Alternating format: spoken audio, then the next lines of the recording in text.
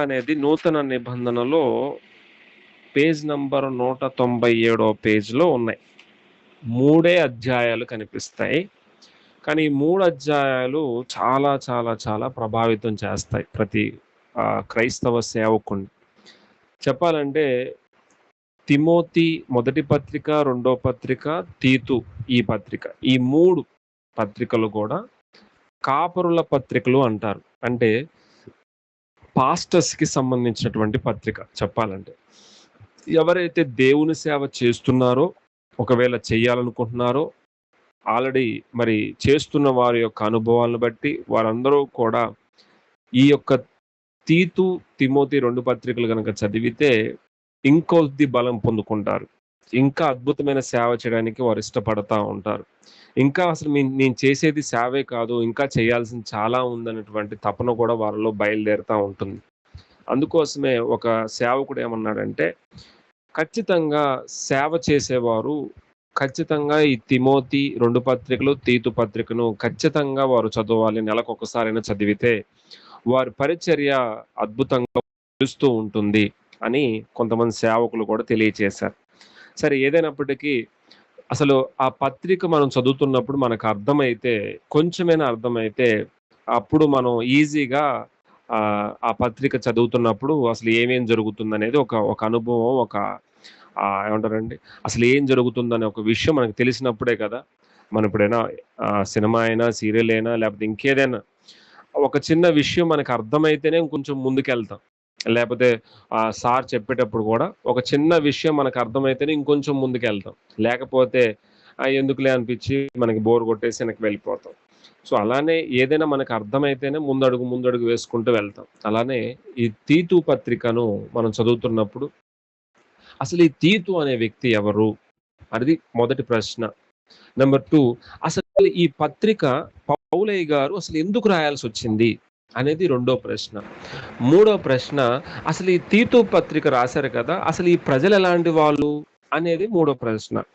ఇలా ఒక్కొక్క ప్రశ్నను మేము ముందు పెట్టి, ఆ ప్రశ్నను బట్టి మనం కొన్ని విషయాలు నేర్చుకున్నాం. తీతు అంటే ఎవరు? బైబిల్‌లో ఎక్కడైనా ఉందా తీతు గురించి తెలుసుకొని, ఓహో! వాడా ఓకే.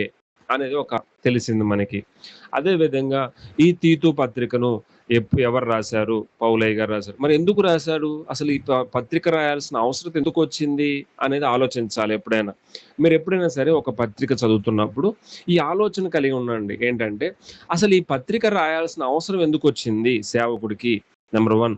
నంబర్ 2 ఈ పత్రిక రాస్తున్నటువంటి ఆ యొక్క సంఘం కావచ్చు, ఆ యొక్క ఏమంటారు మనిషి కావచ్చు. ఇప్పుడు తిమోతి, తీతు అనేది మనుషులు. ఫిలోమోన్ అనేది మనుషులు.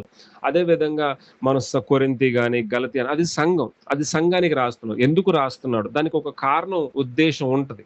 అది మనం అలా అర్థం చేసుకున్నప్పుడు అసలు తెలిసిద్ది. వాట్ ఈస్ వాట్ అనేది తెలిసినప్పుడు ఇంకొంచెం నువ్వు లేకపోతే సంవత్సరం బైబిల్ పూర్తి చేస్తావు గానీ, ఒక అర్థం కాని సిట్యుయేషన్‌లోనే ఉంటాం మనందరం కూడా. అలానే ఇలా చదివామనుకోండి, కొంచెమైనా మనకు అర్థమైద్ది. ఓహో! దీనికోసం రాసారా? ఓహో! ఈ విషయంలో సరిచేయబడాలా? ఓహో! ఇక్కడ సరిగా లేరా వీరు? ఓహో! నేనెలా ఉన్నాను? అని మనం అద్దంలాగా చూసుకోగలుగుతాం. ఓకేనా? అందుకోసమే ఈ తీతు పత్రికను మనం ధ్యానిస్తున్నప్పుడు 3 అధ్యాయాలైనా కానీ అసలు ఈ తీతు అనే వ్యక్తి ఎవరు అన్నప్పుడు మీ అందరికీ చదివిచ్చాను. గలతీ పత్రిక 2 అధ్యాయం 1-3 వచనాల్లో తీతు అనే వ్యక్తి కనిపిస్తాడు.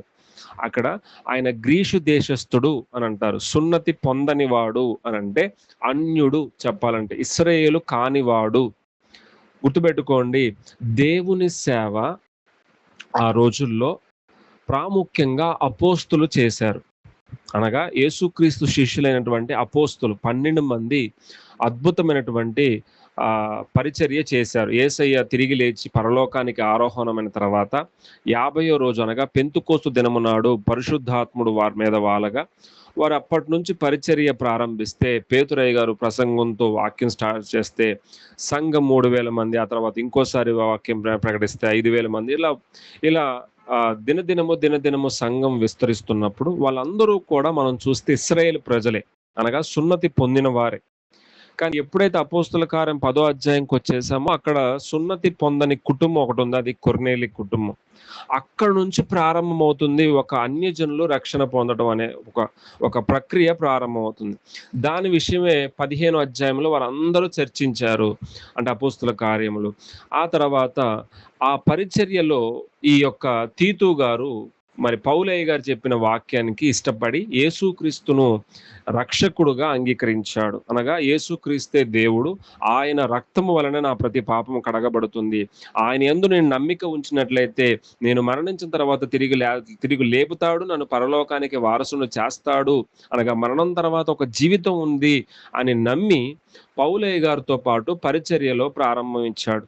యవనస్తుడైన పరిచర్యలో అద్భుతంగా ప్రారంభమై పౌలయ్య గారితోనే తిరుగుతూ ఉండేవాడు. ఏ పట్టణానికి వెళ్తే ఆ పట్టణానికి వెళుతున్నటువంటి వ్యక్తి, ఈ తీతు అయినా ఈ తిమోతు అయినా.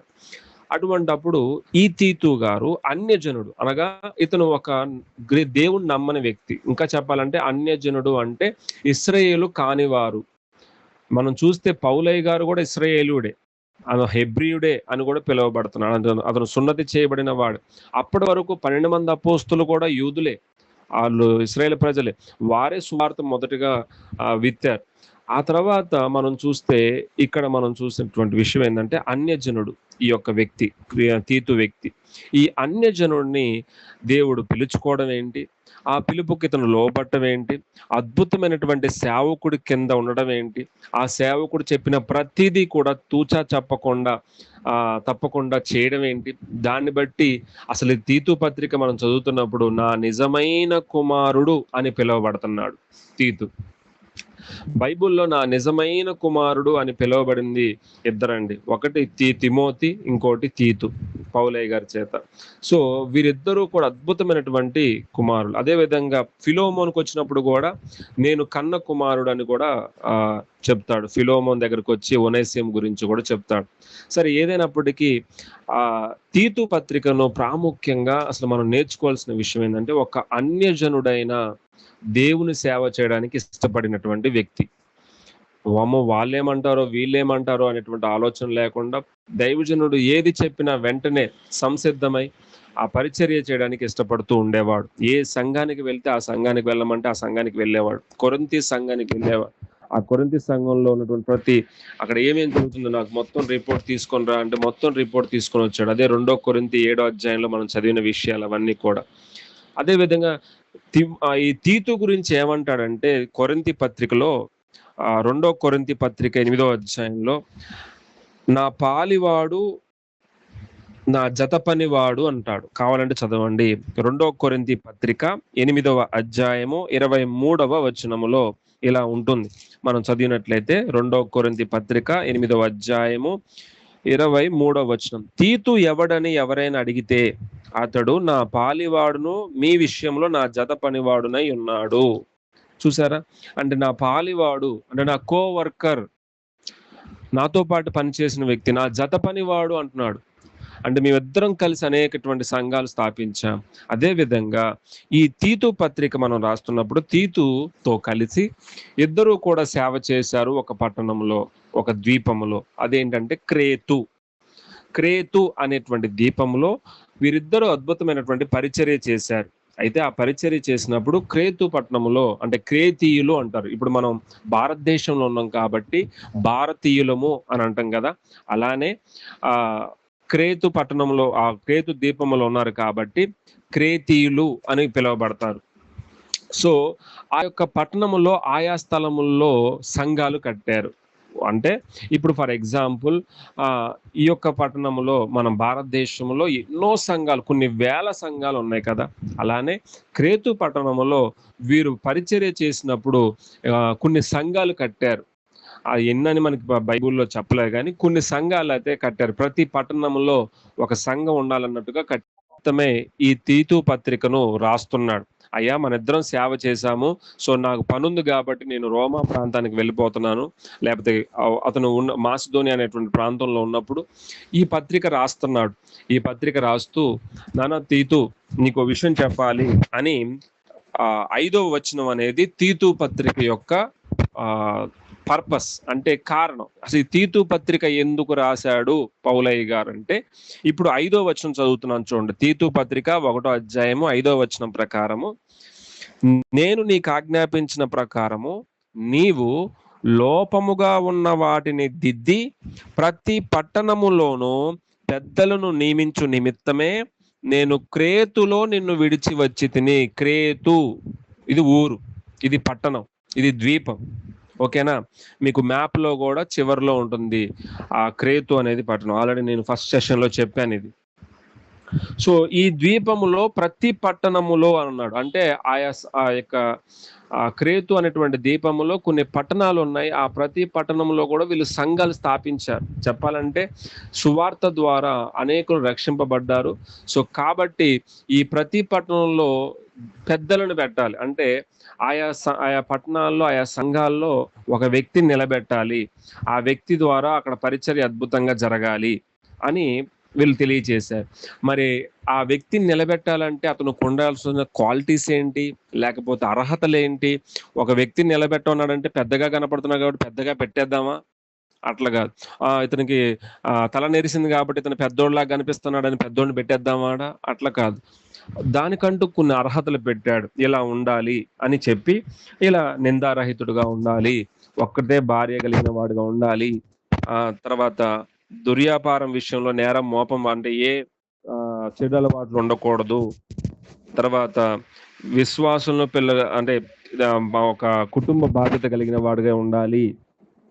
అదే విధంగా అలాంటి వాడిని నువ్వు పెద్దగా పెట్టు. అదే విధంగా అధ్యక్షుడు ఎలా ఉండాలి, అతను ఎలా ఉండాలంటే మద్యపానం కొట్టువాడు కాకుండా, దుర్లాభాన్ని అపేక్షించేవాడు కాకుండా, ముక్కోపి కాకుండా 7వ వచనం ప్రకారము, అతిథి ప్రియుడు 8వ వచనం ప్రకారం ఈ లక్షణాలు పెట్టి ఇలా ఉండాలి అని చెప్పినప్పుడు అతను సెలెక్ట్ చేసుకొని పెట్టే బాధ్యత తీతుకి ఇచ్చాడు. అది ఎలా పెట్టాలో ఈ క్వాలిటీస్ కూడా చెప్తున్నాడు. సో ఈ రోజు ఈ విషయాలు మనం చదువుతున్నప్పుడు కూడా ఒక సేవకుడికి ఉండవలసిన ప్రాముఖ్యమైన బాధ్యతలు ఇవన్నీ కూడా. ఇది ఏమంటారంటే క్యారెక్టర్ బిల్డింగ్ అంటారు. అంటే ఒక సేవకుడిని చూసినప్పుడు అతనిలో ఇవన్నీ కనపడాలి. 1, 2 కాదు. అతిథి ప్రియుడిగా కనపడాలి, తొందరగా కోపడే తత్వం ఉండకూడదు, అదే విధంగా చెడు అలవాట్లు ఏది ఉండకూడదు.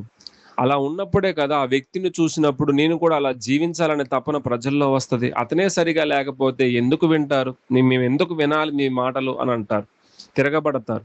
సో అందుకోసమే ఆడ నిలబడే వ్యక్తి అనేకులు చూస్తున్నారు కాబట్టి ఆ వ్యక్తి ఖచ్చితంగా నమ్మకంగా పవిత్రంగా జీవించాలి అనేటువంటి ఆలోచన తీసుకొచ్చాడు తీతు పత్రిక రాస్తున్నప్పుడు.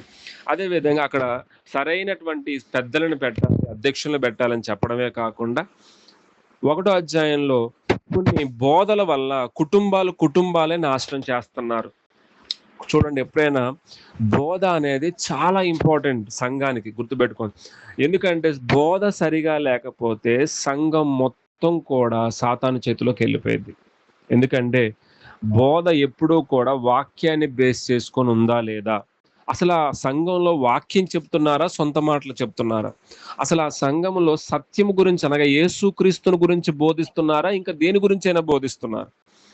ఎందుకంటే ఆ బోధ మీదే మొత్తం డిపెండ్ అయిపోయింది సంఘం అంతా. ఆ బోధన బట్టే ఎటు నడవాలో వాళ్ళకి తెలుస్తుంది. సో ఎప్పుడైనా గుర్తుపెట్టుకోండి, బోధ అనేది చాలా ఇంపార్టెంట్. అంటే వాక్యం అనేది చాలా ఇంపార్టెంట్ సంఘంలో. ఈరోజు చాలా సంఘాల్లో కనుమరుగైపోతుంది ఏంటో తెలుసా? వాక్యం. మీరు ఎంత పెద్ద స్టేజి సువార్త కూటాలు పెడతారు. మొన్న ఈ మధ్య ఒక ఊర్లో కూటమి జరిగింది, సువార్త కూటములు. 10:30 దాకా పాటలు పాడిచ్చారు. 10:30 అప్పుడు 9ంటికే వచ్చిండు అయ్యగారు, ప్రసంగికుడు 9ంటికే వచ్చిండు. కానీ 10:30 దాకా పాటలు పాడిచ్చి 10:30 అప్పుడు వచ్చి ఒక అర్ధగంట వాక్యం చెప్తారు అయ్యగారు అని అయ్యగారితో ప్రసంగికుడితో అంటున్నాడు. ఆ ప్రసంగికుడు వెంటనే అన్నాడు, అది ఇంతగానం చేసింది దేనికోసం? పాటల కోసమా, లేదంటే సన్మానాల కోసమా, అసలు దేనికోసం ఈ సువార్త కూటమి? అందరి ముందే అడిగేశాడు ఆయన. ఆ ప్రసంగికుడు అన్నాడు, అసలు దేనికోసం ఇది పెట్టారు అంటే మా సంఘం ఉంది, ఇలా అద్భుతమైన పాటలు పాడుతుంది, లేకపోతే ఇలా సన్మానం చేస్తుంది, దీనికోసమా? అసలు దేనికోసం? వాక్యము విరివిగా అక్కడ విత్తబడాలి. వాక్యాన్ని ఎప్పుడైతే మనం గౌరవిస్తామో ఆ వాక్యమే ప్రజల్ని పట్టుకుంటుంది, ప్రజలతో మాట్లాడుతుంది. గుర్తుపెట్టుకోండి. ఏదైతే ప్రజలతో మాట్లాడుతుందో, మూలుగులు సహితం విభజించేంత మట్టుగా దూరతుందో దానికి అవకాశం ఇవ్వాలి. ఏ సువార్త కూటమైనా, ఏ సంఘములో ఆరాధన అయినా సరే. గుర్తుపెట్టుకోండి.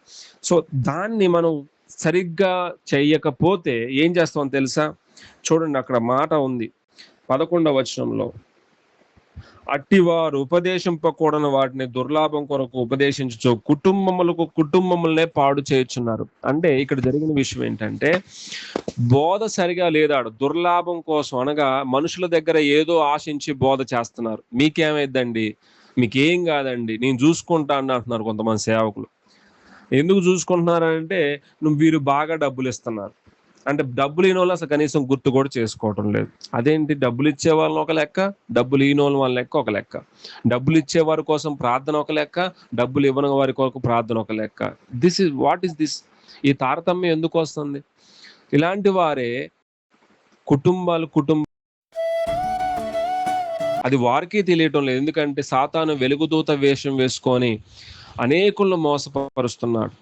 సో, ఆ మోసంలో నుంచి బయటికి రావాలంటే వాక్యం దగ్గరికి రావాలి. సో, సరైన వాక్యము, సరైనటువంటి బోధ ఎప్పుడైతే ఏ సంఘంలో అయితే ప్రకటింపబడుతుందో అక్కడ సరైనటువంటి సో, అప్పుడు దాకా ఆ సంఘంలో ఉన్నటువంటి ఆలోచనలు మారిపోవు. ఏది సరైందో వాళ్ళకి తెలియచేయాలి. ఏది మేలైందో తెలియచేయాలి. ఏది ఖ్యాతి గలవో వాళ్ళకి తెలియచేయాలి. ఏవి యుక్తమైనవో వారికి తెలియచేయాలి. అలా తెలియచేసినప్పుడే, ఏవి నీచములో వాళ్ళకి తెలియజేసినప్పుడే అప్పుడు వాళ్ళు దాని నుంచి బయటకొస్తారు. సో, ఆ బాధ్యత బోధకుడికి ఉంది కాబట్టి ఆ బోధకుడు అద్భుతమైనటువంటి పరిచర్య చేయాలి. సరే, ఇంతకీ ఈ క్రేతీలు ఎలాంటి వారు? సరేనండి, బోధ ఓకేనండి. మరి ఇంతకీ క్రేతీలు అనేటువంటి వారు ఎలాంటి వారు అని అన్నప్పుడు ఇక్కడ మనకి 12వ వచనంలోనే తెలియచేశారు. వారు ఎలాంటి వారంటే, క్రేతీయులు ఎల్లప్పుడూ అబద్ధికులు, దుష్ట మృగములను, సోమరులు, తిండిబోతరులు. ఎందుకు ఇన్ని క్వాలిటీస్ చెప్తున్నాడు? అంటే అబద్ధికులు అంటే అబద్ధాల మీదే వాళ్ళ జీవితం నడుస్తుంది. దుష్ట మృగములు అంటే, దుష్ట మృగం ఏం చేస్తుంది? ఒక మృగం ఏం చేస్తుంది? మనిషిని నాశనం చేస్తుంది, హతమార్చిద్ది. అదే విధంగా దుష్ట హృదయము అంటే మనుషులను చంపేటువంటి ఆలోచనలు కలిగిన వారు, నరహంతకులు, కయీను ఆత్మ కలిగిన వారుగా ఉన్నారు వీరందరూ కూడా. దుష్టుడి ఆలోచన కలిగి ఉన్నారు. సోమరులు, ఏ పని చేయడం లేదు, వాడి మీద వీడి మీద బట్టం చంపుకొని తినడం ఉన్నట్టుగా ఉన్నారు. అదే విధంగా తిండిబోతులు. సో, ఇక ఈ లక్షణం అందరికి తెలుసు. తిండిబోతులు అంటే ఇక కడుపు నిండితే చాలు అనేటట్టుగా ఉన్నారు. ఇటువంటి ప్రజల దగ్గరికి తీతు గారు వస్తున్నారు. ఇప్పుడు తీతు గారు పరిచర్య చేశారు. పౌలయ్య గారు, తీతు గారు సంఘాలు కూడా కట్టారు. మరి సంఘంలో ఉన్న పెద్దలను నియమించేటప్పుడు బోధ సరిచేయాలి కదా. ఆడ ఆల్రెడీ కొన్ని బోధలు చేస్తున్నారు. ఆ బోధలన్నిటిని సరిచేయాలి. అందుకని లోపముగా ఉన్న వాటిని దిద్దాలి నువ్వు. కాబట్టి ఇగో నీకు ఒక బాధ్యత ఇస్తున్నానని 1వ అధ్యాయాన్ని అలా ప్రారంభించాడు. ఇప్పుడు మనం చదవబోతున్నటువంటి అధ్యాయం ఏంటంటే 2వ అధ్యాయం. ఈ 2వ అధ్యాయం ప్రాముఖ్యంగా ఏం తెలియజేస్తుందంటే, సంఘంలో ఇప్పుడు దాకా పెద్దల గురించి మాట్లాడాడు, బోధకుల గురించి మాట్లాడాడు 1వ అధ్యాయంలో. ఇప్పుడు వచ్చేసరికి 2వ అధ్యాయంలో సంఘంలో మనకు కనపడేది ఏంటంటే, సంఘంలో ఉన్నటువంటి వ్యక్తులు, బిడ్డలు, లేకపోతే పెద్దవారు మొదలుకొని చిన్నవారి వరకు అందరి గురించి మాట్లాడతాడు ఈ 2వ అధ్యాయంలో. ఓకేనా? ఇప్పుడు సంఘం అనగానే సంఘంలో వృద్ధులు ఉంటారు. అదే విధంగా వృద్ధులు ఉంటారు, వృద్ధ స్త్రీలు ఉంటారు. అదే విధంగా యవ్వన స్త్రీలు ఉంటారు. అదే విధంగా యవ్వన పురుషులు ఉంటారు, భార్యలు, బిడ్డలు, వీళ్ళందరూ ఉంటారు. సో, వీళ్ళందరికీ నువ్వు కొన్ని విషయాలు చెప్పాలి. అంటే దాసులు ఉంటారు, యజమానులు ఉంటారు. మరి వీళ్ళందరికీ నువ్వు చెప్పాలి. కొన్ని విషయాలు వారికి సరైనటువంటి విషయాలు తెలియచేయాలి. అందుకోసమే హితబోధ అని ఉంటుంది. అంటే 2వ అధ్యాయం 1వ వచనంలో నీవు హితబోధకు అనుకూలమైన సంగతులను బోధించు అంటే, హితబోధ అనగానే మనకి ఆరోగ్యకరమైన బోధ అని ఉంటుంది బైబిల్లో. ఒకవేళ మీరు చదివితే ఒకసారి చదువుదాం. అని హితబోధ అన్నప్పుడు ఎప్పుడేం గుర్తుపెట్టుకోండి, అది ఆరోగ్యకరమైన బోధ. ఇప్పుడు 1వ అధ్యాయం 9వ వచనం చూడండి. 1వ అధ్యాయము 9వ వచనంలో తాను హితబోధ విషయమై జనులను ఉందా? హితబోధ విషయమై అన్న దగ్గర ఫుట్ నోట్ 2 అని ఉందా? ఆ 2 అనే అంకి కింద చదవండి ఏమనుంది? మూల భాషలో ఆరోగ్యకరమైన బోధ విషయమై. అంటే ఇక్కడ మనం 2వ అధ్యాయం మొదటి వచనంలో కూడా నీవు హితబోధ అనుకూలమైన సంగతులను బోధించాలి. అంటే ఏది ప్రయోజనకరమో, ఏది సంఘానికి ఆరోగ్యకరమో, ఆరోగ్యం అంటే ఏంది? మంచిగా ఉండడం. ఇప్పుడు అనారోగ్యం అంటే అతనికి ఏదో రోగం రావటం. సో అదే విధంగా ఆరోగ్యకరమైన బోధ అంటే ఏది సరైనటువంటి విషయాలు వాళ్ళు తెలుసుకోవాలో, ఎలా జీవిస్తే వారు మంచి జీవితం జీవిస్తారో. ఇప్పుడు మనం ఆరోగ్య చిట్కాలు అంటారు. మనం ఎప్పుడప్పుడు యూట్యూబ్‌లో చూస్తున్నప్పుడు ఆరోగ్య చిట్కాలు, పొద్దున్నే మీరు ఈ వాటర్ తాగండి, మీకు చాలా బావుంటుంది. మొహానికి ఇది రాసుకోండి బావుంటుంది. జుట్టుకి ఇది రాసుకోండి, మీ జుట్టు బాగా ఎదుగుతుంది. అంటే ఇవన్నీ కూడా ఆరోగ్య చిట్కాల్లో చాలా చెప్తారు. మంతెన సత్యనారాయణ గారు మీకు తెలిసే ఉంటది. సో ఆయన ఎన్నో ఆరోగ్య చిట్కాలు చెప్తారు. అయితే ఇక్కడ చెప్పే విషయం ఏందంటే ఆరోగ్య చిట్కాలు కాదు కానీ బోధ అంటే వారికి తెలియచేసేటప్పుడు హితబోధ, ఆరోగ్యకరమైన బోధ అందించాలి. ఏంటి ఆరోగ్యకరమైన బోధ అన్న గురించి మాట్లాడుతున్నాడు. అంటే నువ్వు బోధించుము అని చెప్తూనే ఏం బోధించాలి, ఎలాంటి వారికి బోధించాలి, ఎలాంటి వారికి ఏ విషయాలు చెప్పాలి, అది కూడా భలే సింప్లిఫై చేసి చెప్తాడు పౌలయ్య గారు తీతుకి. చూడండి, ఏలైనగా మొదటి సెక్షన్, ఎందుకంటే వీళ్ళు పెద్దవాళ్ళు, వృద్ధులు.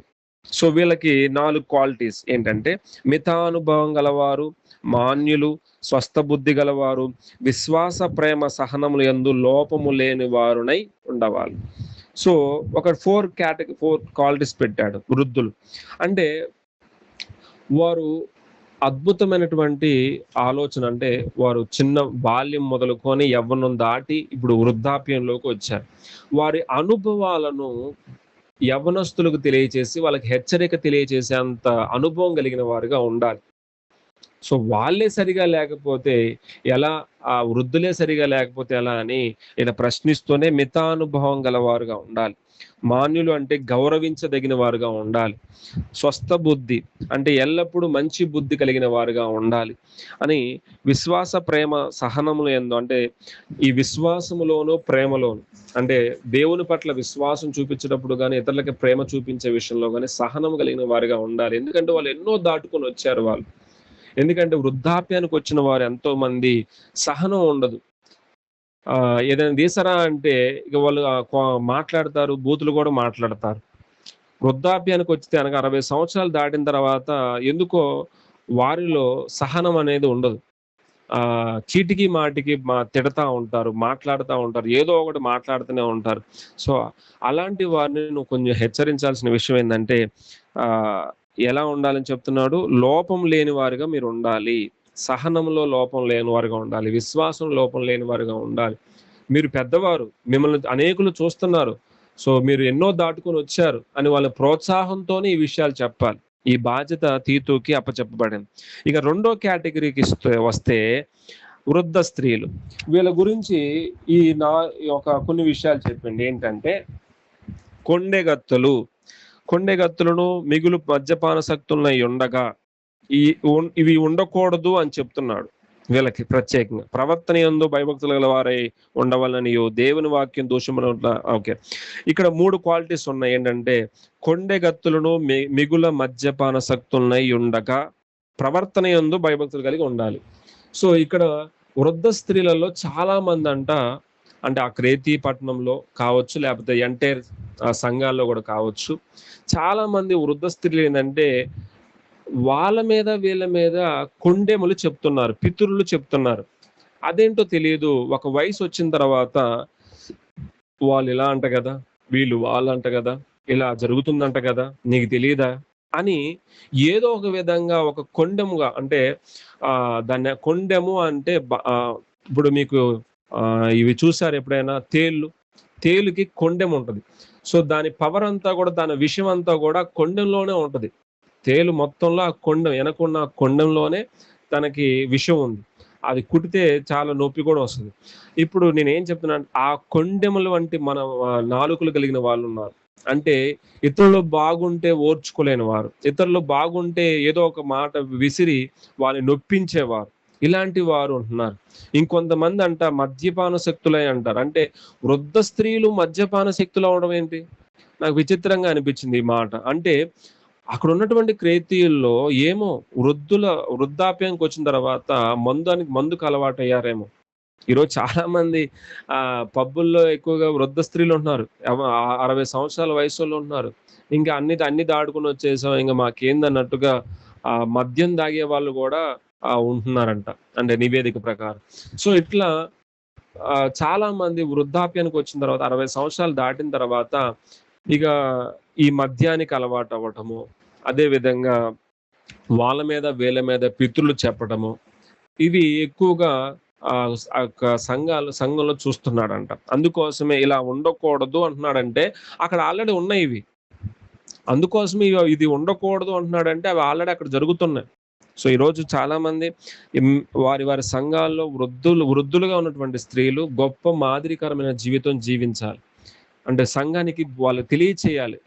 వారి క్యారెక్టరే సంఘంలో అనేకులకి మాదిరిగా ఉంటుంది. కాబట్టి ఖచ్చితంగా వృద్ధ స్త్రీలు ఖచ్చితంగా కొండెగత్తులు ఫుట్ నోట్‌లో ఏముందంటే అపవాదులను అంటే వారి మీద వీరి మీద వాదించడం.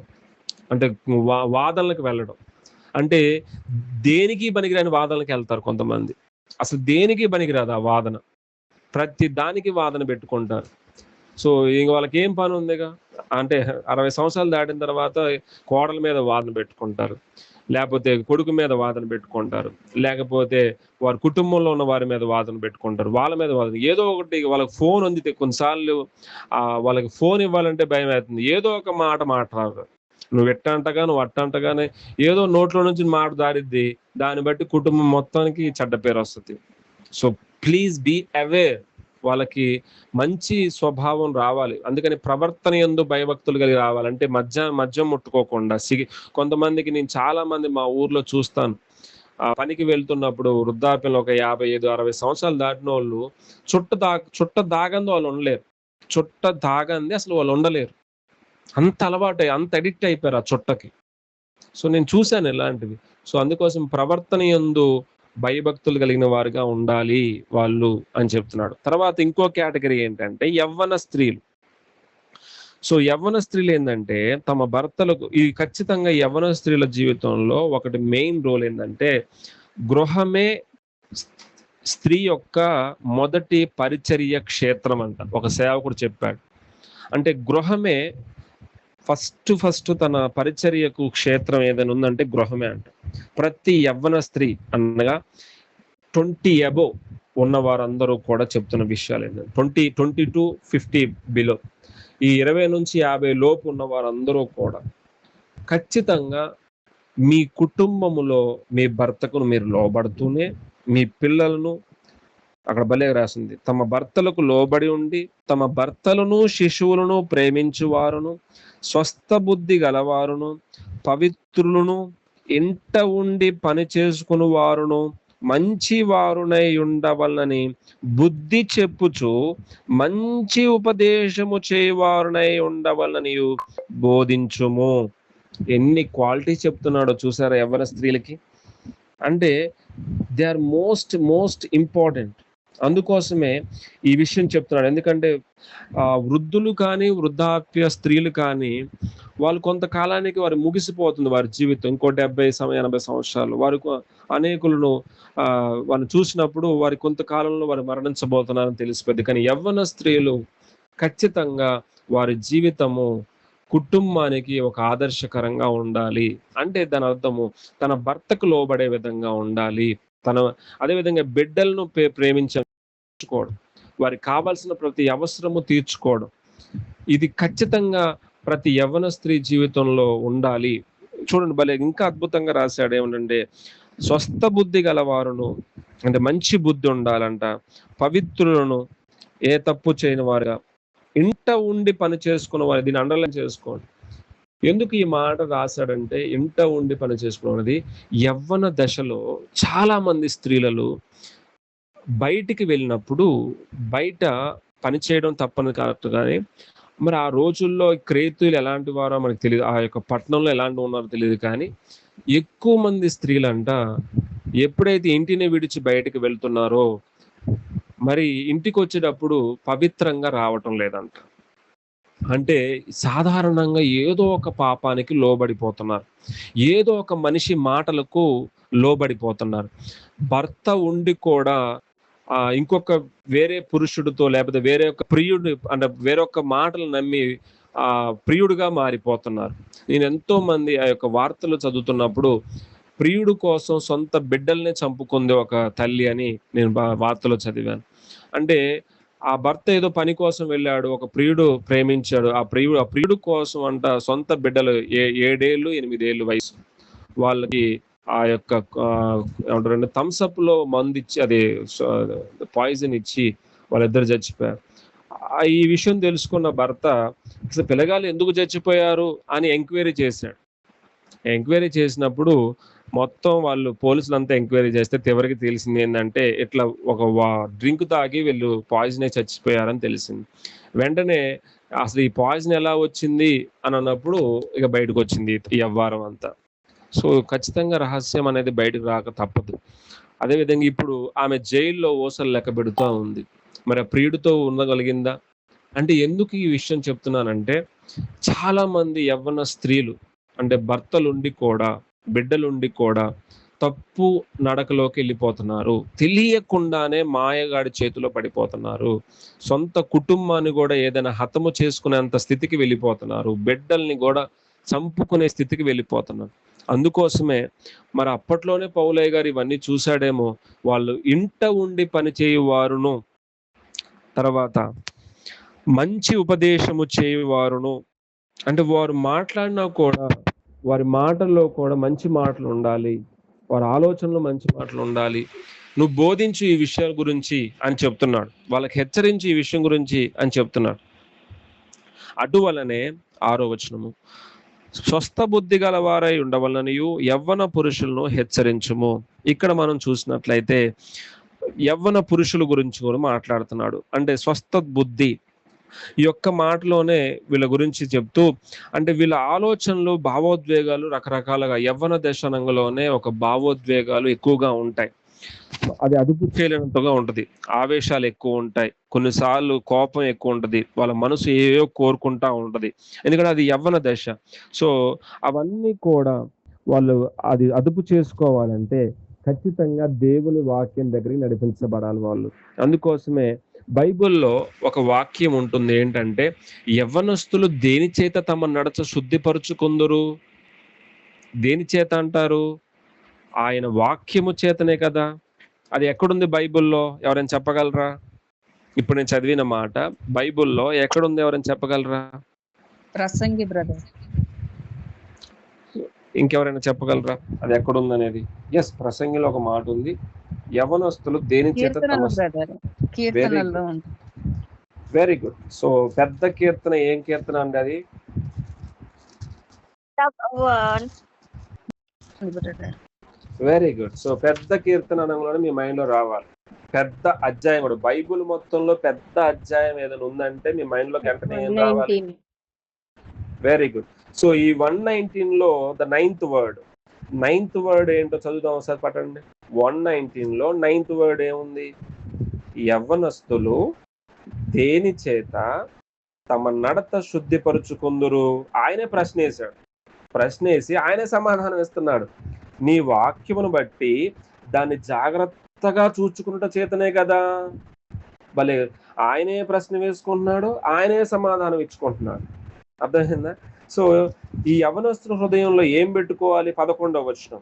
నీ యొదట నేను పాపం చేయకున్నట్లు నా హృదయములో నీ వాక్యము ఉంచుకున్నాను.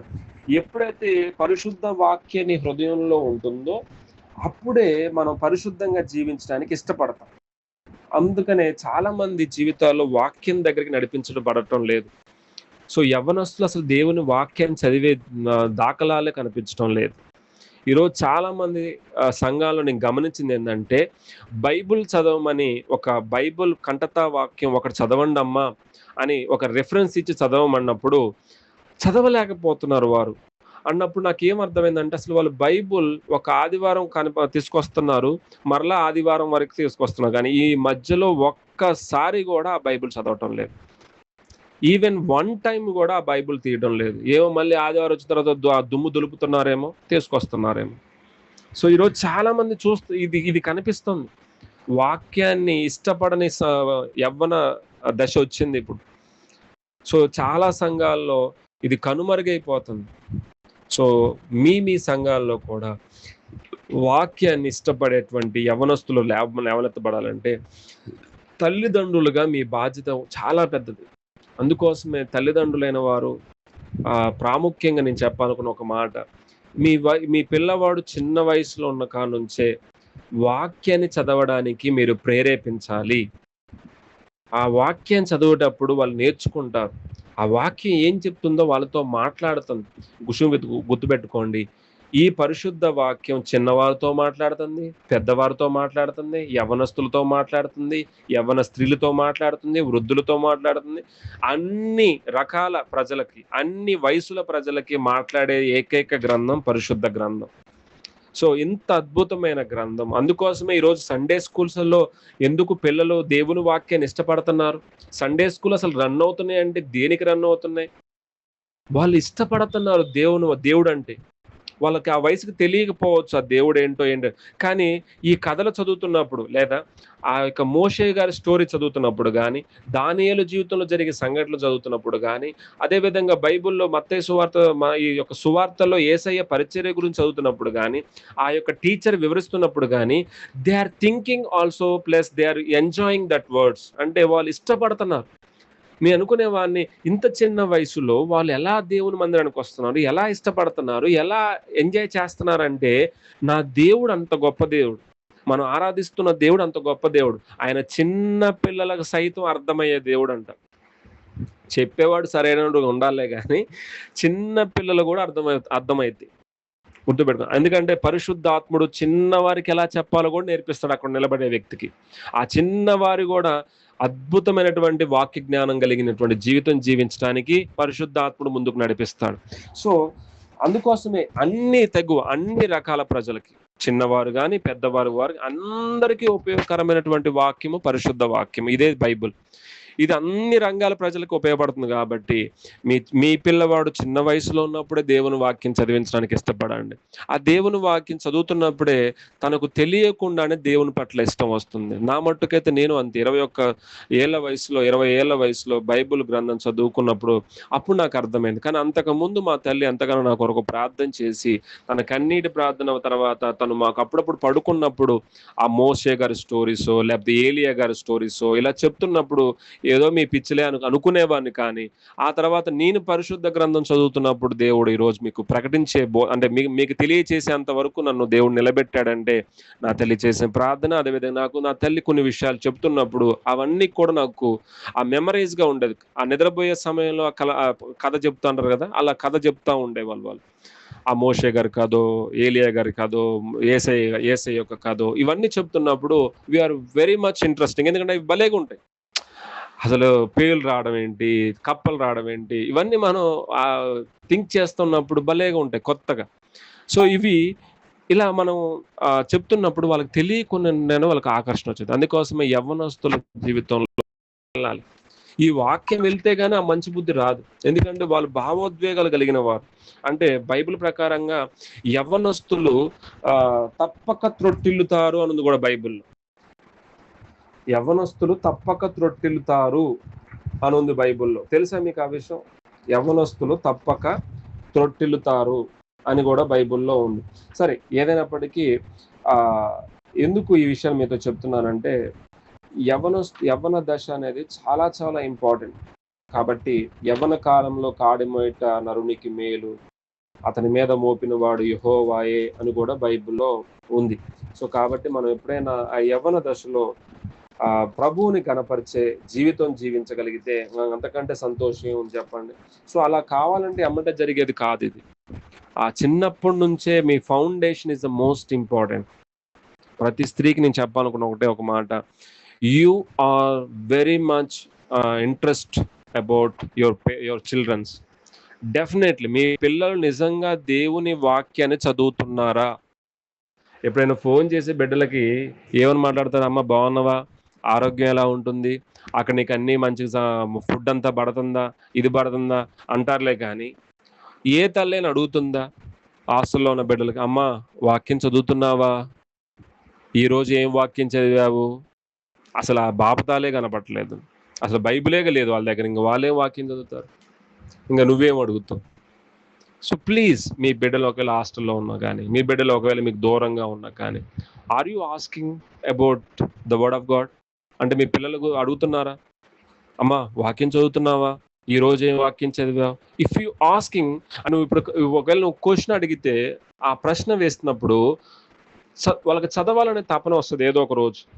అసలు మనం ఏమి అడగకపోతే ఎంతసేపటికి తిన్నావా, ఫుడ్ పడుతుందా, అంత బాగున్నారా, ఫ్రెండ్స్ అయ్యారా, ఇది అందరూ అడిగేదే. కానీ కొంతమంది అడిగేది వాక్యం చదువుతున్నావా. సో ఇది ఎందుకు, కొంతమంది ఎందుకు అడుగుతారంటే వాళ్ళకి ఇష్టము, దేవునికి ఇష్టమైన పాత్రగా నా కుమార్తె నా కొడుకు ఉండాలి, అలాంటి వారు మాత్రమే ఈ క్వశ్చన్ అడుగుతారు. మిగతా వాళ్ళంతా అది సహజంగా తల్లిదండ్రులు, భౌతికంగా తల్లిదండ్రులు అందరూ అలాంటి వారే. కానీ కొంతమంది ఆత్మీయంగా బలపరచబడాలి నా కూతురు నా కొడుకు అన్న వాళ్ళే వాళ్ళ బిడ్డలు వాక్యం చదువుతున్నారా, ఏ వాక్యం చదివారు, అర్థమైందా అని కాసేపు ఆ వాక్యంతో ముచ్చటించండి పిల్లలతో. ఎంత బాగుంటుందో, ఎంత అద్భుతమైన సన్నివేశం అది. సో మన బిడ్డల్ని చిన్నప్పటి నుంచే అలా చేయాలి. ఇది 6వ వచనంలో మనం చదివాం. ఇప్పుడు నేను చదివేటువంటి విషయం ఏంటంటే ప్రాముఖ్యంగా 7వ వచనం, పరపక్షమందున్నవాడు మనల్ని గూర్చి చెడ్డు మాట ఏది చెప్పకున్నట్టు ఏం చేయాలరా తిమోతి, నీ జీవితం ఎలా ఉండాలి తిమోతి అంటే సేవకుని యొక్క ఆదర్శ జీవితం. చూడండి, చెప్పడమే కాదు, నువ్వు వీళ్ళందరికీ చెప్పడమే కాదు, మరి నిన్ను కూడా చూస్తారు కదా, మరి నిన్ను చూస్తున్నప్పుడు నువ్వు ఎలా ఉండాలి అంటే చెడ్డ మాట ఏది కూడా నీ మీద చెక్కబడినట్లు సిగ్గుపడినట్లు అన్నిటి యందు నువ్వు నీవే సత్కార్యం విషయమై మాదిరిగా కనపరుచుకురుము. అంటే నువ్వు ఒక మాదిరిగా ఉండాలి. If you are telling all these things అంటే వీడే సరిగా లేదనుకోండి, చెప్తున్నాను, నువ్వు చెప్పొచ్చు నువ్వు లేవయ్యా, నీ జీవితం ఏదో సరిగా ఉన్నట్టు, నువ్వే నీ బతికేట తగలైంది, మళ్ళీ మమ్మల్ని కూడా అట్ట అంటావా అని కూడా మాట్లాడతారు. సో అందుకోసమే మాదిరికరమైన జీవితం చూపించాలంట. తీతుకి ఇంకో బాధ్యత ఏంటంటే చెప్పడమే కాదు, మాదిరిని కూడా చూపించాలి. ఎగ్జాక్ట్గా తిమోతితో కూడా ఇదే మాట్లాడాడు, మీకు గుర్తుందా? తిమోతితో కూడా ఇదే మాట్లాడాడు. ఎవరైనా రిఫరెన్స్ తీసి చదువుతారా? తిమోతితో ఇదే మాట మాట్లాడాడు, నువ్వు మాదిరిగా ఉండాలి విశ్వాసులకి అని. ఎక్కడుంది తిమోతి పత్రికలో నువ్వు మాదిరిగా ఉండాలి అని ఎక్కడుంది బైబిల్లో? చెప్పండి. తిమోతి మొదటి పత్రిక, 2వ పత్రిక. తిమోతితో కూడా నువ్వు మాదిరిగా ఉండాలని చెప్పాడు. Can you try? మీరు ట్రై చేయాలి. అప్పుడప్పుడు క్వశ్చన్ అడుగుతాను, మీరు ట్రై చేస్తే కొంచెం అర్థమైపోయేది మీకు. తిమోతితో కూడా ఈ మాట పలికాడా లేదా, నువ్వు మాదిరిగా ఉండాలి అనే మాట? ఇంతకు అన్నాడా లేదా? మొదటి అధ్యాయం. సో మొదటి తిమోతి పత్రికలో 4వ అధ్యాయం చూడండి, 4వ అధ్యాయం. సో మొదటి తిమోతి పత్రిక 4వ అధ్యాయంలో 12వ వచనంలో ఏముంది, లేకపోతే 11, 12 వచనాలు కలిపి ఉంటాయి. చదివితే, నీ యవ్వనమును బట్టి ఎవడు నిన్ను తృణీకరింపనీయకము గాని మాటల్లోనూ ప్రవర్తనలోను ప్రేమలోను విశ్వాసములోను పవిత్రతలోను విశ్వాసులకు ఎలా ఉండాలిరా నువ్వు తిమోతి? Very good. ఎందుకంటే నిన్ను చూస్తారు నాన్న, నువ్వే సరిగా లేకపోతే నువ్వు మా చెప్పేటోడువా అంటారు. సో ప్లీజ్, బోధకులుగా అంటే సంఘంలో నడిపించే వారందరం కూడా దే మస్ట్ బి ఏమంటారు, రోల్ మోడల్. ఖచ్చితంగా మేము మాదిరిగా ఉండాలి. అందుకోసమే పౌలయ్య గారు ప్రతిసారి అదే అంటాడు, నేను క్రీస్తును పోలు నడుచుకున్న ప్రకారం మీరు నన్ను పోలు నడుచుకోండి. He given an example. అంటే క్రీస్తు మీరు చూడాల్సిన అవసరం లేదు, నన్ను చూస్తే చాలు మీరు. అంటే నేను ఒక మాదిరిగా ఆయన పోలు నడుచుకుంటున్నాను, మీరు నన్ను చూస్తే చాలు ఎలా నడుచుకోవాలో మీకు తెలిసిపోయింది. అందుకోసమే బైబుల్లో యేసుక్రీస్తు కూడా మాదిరి ఉంచిపోయాడంట. అది ఎక్కడుంది, ఎవరైనా గెస్ చేయగలరా? ఆయన తన అడుగుజాడలందు మనం నడుచుకున్నట్లుగా ఆయన మనకు మాదిరి ఉంచిపోయాను అని ఉంటుంది బైబుల్లో. అది ఎక్కడుందో చెప్పగలరు ఎవరైనా? Can anyone try? మొదటి తిమోతి 16వ వచనం. మొదటి అధ్యాయం. మొదటి తిమోతి 16. మొదటి తిమోతి 16 1:10. ఆయనను నిత్య జీవ నిమిత్తం తన విశ్వభావం మనకి నేను మాదిరిగా ఉండలాగున్న యేసుక్రీస్తు. ఎస్, ఇది అద్భుతంగా చేశారక్క, థ్యాంక్ యూ. సో ఇక్కడ మనం చూస్తే తిమోతితో పౌలయ్య గారు అంటున్నాడు, ఆ నిత్య జీవం గురించి తనను విశ్వవారికి ఎవరు మాదిరి, నేను మాదిరిగా ఉండాలి అంటే పౌలయ్య గారు, నేను ఒక మాదిరిగా ఉండలాగున దేవుడు నన్ను నిలబెట్టాడు అని, ఆ ప్రధాన పాపేని నా పేద కనికరం చూపించాడు అని మాట్లాడుతున్నాడు. ఇది పౌలయ్య గారు, నేను మాదిరిగా ఉన్నాను. మరి యేసుక్రీస్తువు కూడా మన కోసం మాదిరి ఉంచిపోయాడు అని ఎవరు చెప్పారు? Can anyone guess? అంటే ఇప్పుడు పౌలయ్య గారు మాదిరి ఉంచిపోయాడని లలితక్క చూపించింది. సో మీరు ఎవరైనా గెస్ చేయగలరా? యేసుక్రీస్తు కూడా మనకి మాదిరి ఉంచిపోయాడు అని ఒక ఆయన చెప్పాడు. ఎవరికైనా గుర్తుందా?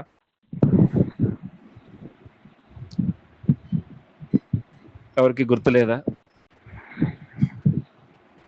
చూద్దాం ఒకసారి. పేతురు రాసిన మొదటి పత్రిక, పేతురయ్య గారు చెప్తాడు.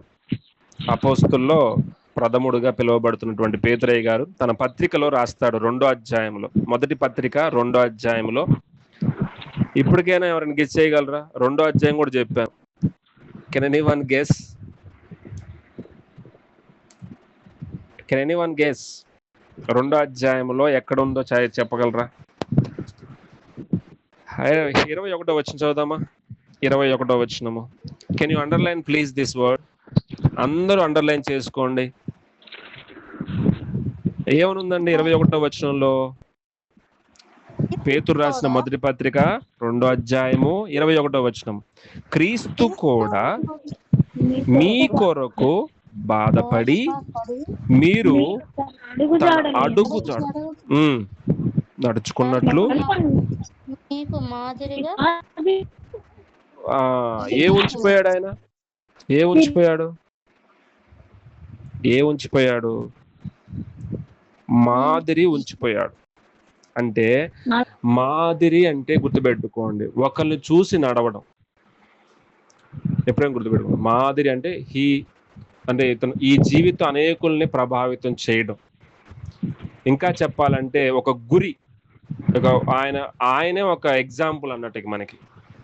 సో ఆయన మనకు ఒక ఎగ్జాంపుల్ గా పెట్టిపోయాడు. యేసుక్రీస్తును మనం ఆయన జీవితాన్ని మనం చూస్తే అదే మన జీవితం ఎలా జీవించాలి అనగా తన అడుగుజాడలందు మనం జీవించాలని ఆయన మనకు మాదిరి ఉంచిపోయాడు. ఈ భూమి మీద ఎలా జీవించాలి, మనం ఎలా మాట్లాడాలి, ఎటువంటి పరిస్థితులు వస్తాయి మన జీవితంలో, దాన్ని ఎలా ఎదుర్కోవాలి అని ప్రతిదీ కూడా మనం యేసయ్యను చూస్తుంటే పిన్ టు పిన్ మనకు అర్థమైపోయింది. సో అందుకోసం ఆయన తన అడుగుజాడలందు మనం నడుచుకోవాలని ఆయన మనకి మాదిరి ఉంచిపోయాడు. మరి ఇప్పుడు యేసుక్రీస్తు మాదిరి ఉంచాడు, పౌలయ్య గారు మాదిరించాడు, అదే విధంగా తిమోతితో మాదిరి అంటున్నాడు. తీతు పత్రికలో చెప్పాలి అందరూ మాదిరి అంటున్నాడు. అవుతుందా? ఇది అండర్లైన్ చేసుకుని, ఎందుకంటే ఈ మాదిరికరమైన జీవితం ఖచ్చితంగా అక్కడ ఎవరైతే నిలబడుతున్నాడో ఆ వ్యక్తి ఖచ్చితంగా చూపించాలి. They should be example. అంటే ఖచ్చితంగా తాను ఒక ఎగ్జాంపుల్ గా ఉండాలి. నన్ను అనేకులు చూస్తున్నారు, నేను మాదిరిగా ఉన్నానా లేదా, నా మాటలు ఎలా ఉన్నాయి, నా జీవితం ఎలా ఉంది, నా ప్రవర్తన ఎలా ఉంది, అసలు నా ప్రేమ విషయంలో ఎలా ఉంది, నేను ఏదైనా బాధ్యత ఇస్తే ఆ బాధ్యత విషయంలో ఎలా ఉన్నా, ప్రతిదీ కూడా ఇతను చూసి నేర్చుకోండి అంటారు కదా కొన్నిసార్లు. అప్పుడప్పుడు స్కూల్లో ఇది బాగా జరిగిద్ది. వీని చూసేనా నేర్చుకోండి రా, ఎప్పుడు వస్తారా మీకు మార్కులు, మంచి మార్కులు అని, వాని చూసే నేర్చుకోండి రా, వీని చూసే నేర్చుకోండి రా అని అంటూ ఉంటారు సహజంగా. సో సహజంగా ఇది యేసుక్రీస్తుని చూసి మనం నేర్చుకోవాలి, పౌలయ్య గారిని చూసి మనం నేర్చుకోవాలి. తిమోతయ్య గారికి, తీతోయ్య గారికి ఈ విషయాలన్నీ చెప్తున్నాడు. ఇక్కడ ఏమన్నాడంటే తీతుతో నువ్వు మాదిరిగా ఉండాలి. తర్వాత 2వ అధ్యాయంలోనే 8వ వచనంలో ఈ మాట ఉంటుంది. ఏంటంటే నీ ఉపదేశము ఏ విధంగా ఉండాలంటే మోసము లేనిదిగా, మాన్యమైనదిగా, నిరాక్షేపమైన హితవాక్యముతో కూడిందిగాను ఉండాలి. సో ఇక్కడ తెలియచేస్తున్నాడు, మోసము లేనిదిగా ఉండాలి ఉపదేశం. అంటే ఏదైనా దేవుని వాక్యం ప్రకటించేటప్పుడు అందులో మోసాన్ని ఎప్పుడూ ఉపయోగించకూడదు. అసలు మోసాన్ని ఎందుకు ఉపయోగిస్తారు? సాధారణంగా మనుషులను మోసపరచాలని ఎందుకు ఆలోచిస్తారు? అంటే మోసపరిచే ఆత్మ సాతాను ఆత్మ. గుర్తుపెట్టుకోండి. ఒక సేవకుడు గనక ప్రజలను ఏదో ఒక గ్యాంబ్లింగ్ అంటారు దీన్ని ఇంగ్లీష్‌లో. మోసం చేయడం. ఆ బోధే మోసకరమైందైతే పసిగట్టగలగాలి సంఘం. ఆ పసిగట్టాలంటే దేవుని వాక్యాన్ని చదివితేనే మనం పసిగట్టగలం. అందుకోసమే ఎప్పుడైనా సరే వాక్యం చెబుతుంది ఎవరైనా సరే, ఆ వాక్యము క్రీస్తు దగ్గరికి నడిపిస్తుందా? నిత్య జీవం గురించిన విషయాలు తెలియచేస్తుందా? ఆ వాక్యము ప్రేమ గురించి ఏమైనా తెలియచేస్తుందా? అనే ఈ విషయాలన్నిటిని మనం సరిచేసుకుంటూ, తూకం వేసుకుంటూ వస్తేనే అప్పుడే మనకు అర్థమైద్ది ఇది మోసం లేని బోధ అనేది. ఈరోజు చాలామంది మోసకరమైనటువంటి బోధ. మీకు ఇంతివ్వండి మీకు ఇంతొస్తాయి అనే బోధ. లేపోతే మీరిలా చెయ్యండి ఇలా జరిగిపోతుందని బోధ. సో, ప్రజలను గ్యాంబ్లింగ్ చేస్తున్నారు చాలామంది. సో, ఈ ఉంగరం పెట్టుకోండి మీకు కలిసొస్తుంది. లేపోతే ఇలా చెయ్యండి మీకిలా కలిసొస్తుంది. అంటే ప్రజలను ఏదో ఒక విధంగా దేవుని వైపు కాకుండా వస్తువుల వైపు తిప్పేవాళ్ళు కూడా ఉన్నారు. అంటే నేను ఎందుకు ఈ విషయం చెప్తున్నానంటే, వస్తువుల వైపు మనం వెళ్తున్నామా? క్రీస్తు వైపు వెళ్తున్నామా? వాక్యం వైపు నడిపిస్తున్నారు అక్కడ నడిపించే వ్యక్తి. That is the most important. అది చాలా విలువైంది. ప్రార్థనకి ఎక్కువ అవకాశం ఇవ్వడానికి నడిపిస్తున్నాడా? లేదా తన సొంత మాటలు చెప్పుకోవడానికి మీరేం చేయకపోయినా పర్లేదులే అనేటువంటి బోధ వైపు నడిపిస్తున్నాడా? సో మెనీ కేటగరీస్ ఉన్నాయి. అందుకోసమే మోసము లేనిదిగా ఉండాలి బోధ. అందుకోసమే పౌలయ్య గారు తెస్సలోనిక పత్రిక రాసేటప్పుడు చెప్పాడు. మా బోధ మోసమైంది కాదు. 7 గుణాలు చెప్పాడు. బోధలో 7 ఉండకూడదంట. ఏంటంటే బోధలో ఎప్పుడైనా గుర్తుపెట్టుకోండి. బోధలో 7 ఉండకూడదు. ఆ 7 ఏంటో చెప్తాను గుర్తుపెట్టుకోండి. తెస్సలోనిక చెప్పినప్పుడు చెప్పాను నేను. తెస్సలోనిక మొదటి పత్రిక 2వ అధ్యాయము 3వ వచనంలో 7 క్వాలిటీస్ ఉండకూడదు బోధలో. ఇది సేవకులకు సంబంధించింది కాబట్టి చెప్పాను కదా. తీతు ఈ పత్రికను, తిమోతి 2 పత్రికలు కూడా, ఈ 3 పత్రికలు కూడా సేవకుడికి సంబంధించింది కాబట్టి నేను ఈ విషయాలు మీతో చెప్తున్నాను. చూడండి 2వ అధ్యాయంలో తెస్సలోనిక మొదటి పత్రిక 2వ అధ్యాయం 3వ వచనం ప్రకారము, ఏలయనగా మా బోధ కపటమైంది కాదు. This is the first quality. అంటే కపటం చూపించకూడదు బోధలో. అంటే నీ ముందు ఒక మాట, నీ వెనక ఒక మాట. కపటము అంటారు దీన్ని.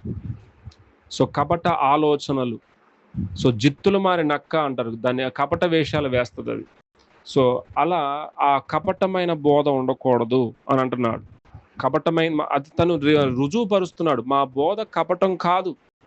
మీకేదో చెప్పి మీ దగ్గర నుంచి ఏదో సంపాదించుకోవాలనే కపటం మాలో లేదు. సో మా మనసులో ఒకటి పెట్టుకొని మేము బయట ఏదో చెప్పడం లేదు. ఇది కపటం. మనసులో ఒకటి బయట ఒకటి చెప్పడం. సో కపటమైంది కాదు. రెండోది అపవిత్రమైంది కాదు. అంటే మనుషులను పవిత్రపరిచే బోధ చేస్తున్నాం కానీ అపవిత్రపరిచే బోధ చేయకూడదు. ఈరోజు చాలా ఏమవుతుందంటే బూతు మాటలు మాట్లాడుతున్నారు. అక్కడ నిలబడిన వ్యక్తి పోలీసుల్లో ఒకవేళ ఏదైనా మాట్లాడితే ఆ పోలీసులు అన్న బూతు మాటలు కూడా వీళ్ళు మాట్లాడుతున్నారు సంఘంలో. 100 మంది ముందు, 50,000 మంది ముందు ఆ పోలీసు ఇంత మాట అన్నాడు.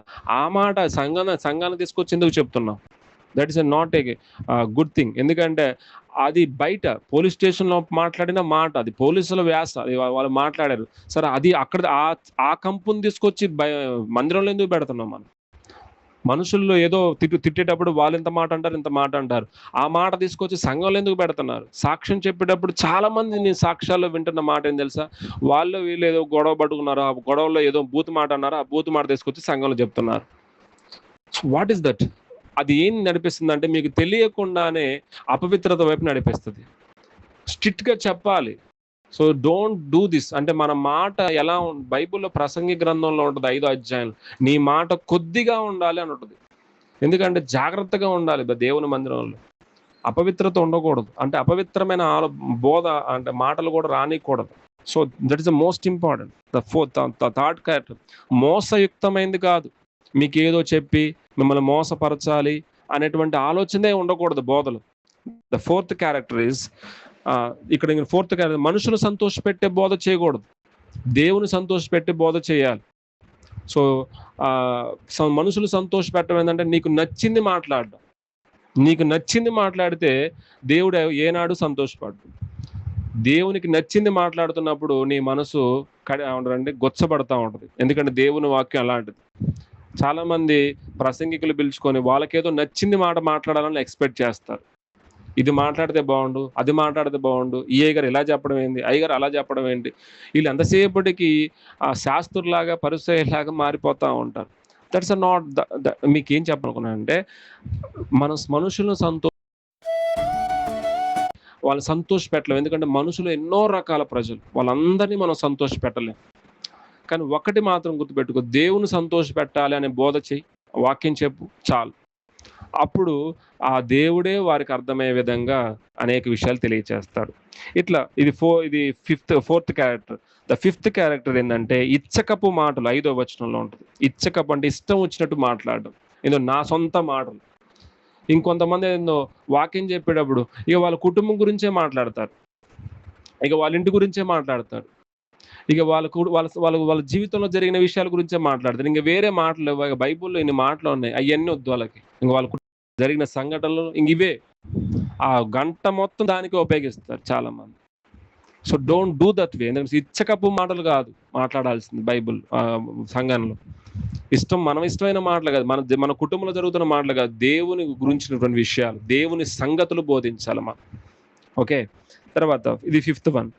అండ్ 6th వన్ వచ్చేసి ధనాపేక్ష కప్పిపెట్టే వేషం కలిగిన మాటలు. అంటే వీళ్ళకి ధనాశ ఉంటుంది లోపల, అందుకోసమే ఆ ధనాశను బట్టి మీకు ఇలా అయితేనే ఇలా జరిగిద్ది, మీకు ఇంత ఇస్తేనే ఇలా జరిగిద్ది అనేటువంటి ధనాపేక్ష వైపు కూడా నడిపిస్తారు కొంతమంది. వాళ్ళ హృదయంలో అదే ఉంటుంది కానీ బయటికి చెప్పుకోరు, కానీ ఇలా చేస్తే అలా చేస్తే జరిగిద్దని చెప్తా ఉంటారు. ఇది 6th one. The 7th one వచ్చేసి మనుషుల ముందు ఘనత కోరుకుంటాడు 6వ వచనంలో.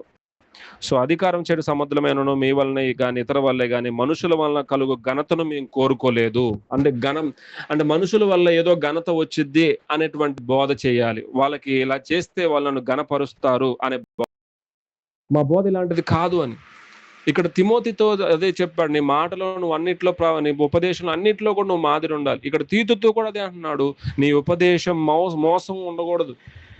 నీ ఉపదేశములో ఖచ్చితంగా మోసం ఉండకూడదు, మాన్యమైనదిగా ఉండాలి. అంటే మాన్యమైనది అంటే గౌరవించదగిందిగా, ఇతరులను గౌరవించదగిందిగా ఉండాలి, ఉపయోగకరమైనదిగా ఉండాలి, క్షేమకరమైనదిగా ఉండాలి. హితవాక్యముతో అంటే 7వ మళ్ళీ ఫుట్ నోట్లో కూడా ఆరోగ్యకరమైన ఉన్నప్పుడు అది ప్రజలతో ఎలా సంబోధిస్తుందో అన్నీ కూడా పెట్టుకొని అది సిద్ధపాటు చేసుకొని ఇది వారికి క్షేమకరమా కాదా, ఇది వాళ్ళకి ఆరోగ్యకరమా కాదా, ఇది వారి జీవితంలో దేవుని వైపు తిప్పగలుగుతుందా లేదా, ఇది దేవుని దగ్గర చేస్తుందా దూరం చేస్తుందా, ఈ వాక్యాన్ని సిద్ధపరుస్తున్నప్పుడు కూడా చాలాసార్లు సాతాను ఉపయోగించుకుంటుంది. కొన్నిసార్లు మీకు తెలియకుండానే మీరేదో గొప్ప విషయం చెప్పాలనుకుంటారు కానీ సాతాను తన అడ్డదారిలోకి తీసుకొని వెళ్తాడు. కొన్నిసార్లు తెలియకుండానే ప్రజలకు ఉపయోగకరమైన మాటలు నీ నోట్ల నుంచి మాట్లాడనీయకుండా కూడా వేరే వైపు తిప్పగలిగేటువంటి ఆలోచన కలిగి ఉంటాడు సాతాను. ఎందుకంటే అతను మోసపరిచేవాడు, దేవతలనే మోసపరిచినవాడు. నువ్వెంత నేనెంతమా. So be aware of that one. అంటే మన మాటలు కూడా చాలా విలువైనవి. అందుకోసమే ఇది ఎలా తీతుతోనే డైరెక్ట్ మాట్లాడుతున్నాడు అంటే పౌలయ్య గారు. సో తీతును కూడా సరి చేస్తున్నాడు ఇక్కడ, తీతుతో కూడా ఈ విషయాలు చెప్తున్నాడు. నువ్వు కూడా జాగ్రత్త, నీ బోధ కూడా జాగ్రత్త, నువ్వు కూడా చాలా సిట్రైట్ గా ఉండాలి, నువ్వు మాదిరిగా ఉండాలి. ఏదో వాళ్ళతో మాట్లాడటమే కాదు, వాళ్ళని ఇలా ఉండాలని చెప్పడమే కాదు, you are also most important person. నువ్వు ఎగ్జాంపుల్ గా ఉండాలి. ఏ మనిషి కూడా నీ మీద చెడ్డ మాట మాట్లాడకూడదు. ఇది ఆ మాట చెప్పండి భలేగా ఉంది. 7వ వచనం, పరపక్షమందున్నవాడు మనల్ని గురించి ఒక్క చెడ్డ మాట కూడా రానికూడదు. ఒక్క చెడ్డ మాట కూడా రాకుండా ఉండాలంటే మన జీవితం ఎలా ఉండాలో గుర్తుపెట్టుకున్నది. It's not a easy thing. అంత ఈజీ కాదండోయ్. ఎందుకంటే నలిగిపోవడం అంటే అక్కడ తెలిసిపోయింది. మనుషులు మాటలన్నా కూడా తిరిగి నువ్వు మాట్లాడలేవు. ఎందుకు మాట్లాడలేవు తెలుసా? నువ్వు ఒకవేళ మాట అంటే నీ కోపంతో వచ్చే మాట వల్ల నరుని కోపము దేవుని నీతిని నెరవేర్చదు. ఆ మాట కత్తిలా నిన్ను పొడిచిద్ది ఒక్కోసారి. సో అందుకోసమే సేవకుడు కొన్నిసార్లు నలుగుతాడు, కొన్నిసార్లు బాధపడతాడు, ఇబ్బంది పడతాడు. మనుషులు ఎన్నో మాటలు అంటారు సేవలోకి వచ్చి. ఏ మాట అనకుండా దేవునికి అప్పచెప్తే దేవుడే అతన్ని స్థిరపరుస్తాడు, హెచ్చిస్తాడు. ఎందుకంటే ఆయన ఒకరిని తగ్గించును, ఒకరిని హెచ్చించేది ఆయనే. కాబట్టి సేవకుడితో ఇలా స్పష్టంగా మాట్లాడుతున్నాడు. అదే విధంగా 9వ వచనము దాసు గురించి మాట్లాడుతున్నాడు. సో దాసులైన వారు అన్ని విషయములందు మన రక్షకుడైన దేవుని ఉపదేశము అలంకరించినట్లు తమ యజమానులకు ఎదురు మాట చెప్పక, అంటే యజమానులకి ఎప్పుడూ కూడా ఉండగా వారి పై ఉన్న వారికి ఎదురు మాట చెప్పకుండా, వారి దగ్గర ఏమీ అపహరింపక, అంటే దొంగలించకుండా, సంపూర్ణమైన మంచి నమ్మకమును కనపరుచుచు అన్ని కార్యములందు వారిని సంతోషపరచాలి. ఎందుకంటే దాసులైన వాళ్ళు ఖచ్చితంగా, ఇప్పుడు మనందరం కూడా, ఇప్పుడు నేను ఒక జాబ్ చేస్తున్నాను, నేను ఒక పనివాను. అదేవిధంగా రకరకాల ఉద్యోగాలు చేస్తున్న వారు అందరూ కూడా పనివారు. ద మెయిన్ బాస్ ఒకళ్ళు ఉంటారు, అంటే వాళ్ళ వ్యాపారం నిర్మించిన వారు CEO అంటారో లేకపోతే MD అంటారు, వాళ్ళు వేరు, వాళ్ళు యజమాన్. సో మనకంటూ కొన్ని టీమ్ మేనేజర్స్ అంటారు, మేనేజర్ కింద మనం ఉంటాం. సో వాళ్ళని ఎప్పుడు సంతోషపెట్టే పని చేసేవారిగా ఉండాలి. అంటే ఇప్పుడు ఎలా ఉంటుందంటే, ఇప్పుడు మన యజమానుడు ఎవరండి? ప్రభు అయిన యేసుక్రీస్తు. మన అందరం కూడా దాసులం. సో అంటే పిల్లలము అంటాము, దాసులు అని ఉంది బైబిల్లో. సో ఇప్పుడు ఆ యజమానుడికి మనం మంచిగా పని చేస్తే, మంచిగా మనం చేయగలిగితే ఏమంటాడు? బలా నమ్మకమైన మంచి దాసుడా అంటాడు. అవునా? బైబిల్లో ఉందా లేదా? బలా నమ్మకమైన మంచి దాసుడా అన్నాడు. అంటే దాసుడు అన్నప్పుడు దాసులు ఎప్పుడూ కూడా యజమాని సంతోష పెట్టాలి అనేటువంటి ఆలోచన కలిగి వారి అనుదినం వారి ఉద్యోగంలో వారు ఆ ఉద్యోగం చేసేటప్పుడు నా యజమాని సంతోషపడే విధంగా నేను పని చేయాలి, వారి పనిని ఎక్కడా కూడా నేను దొంగలించకూడదు. సో జాగ్రత్త కలిగి ఉండాలి. ఎందుకంటే క్రైస్తవుడు ఇట్స్ మోస్ట్ ఇంపార్టెంట్. తనకి ఉద్యోగం ఉన్న ఆ ఉద్యోగంలో నమ్మకత్వాన్ని చూపించాలి.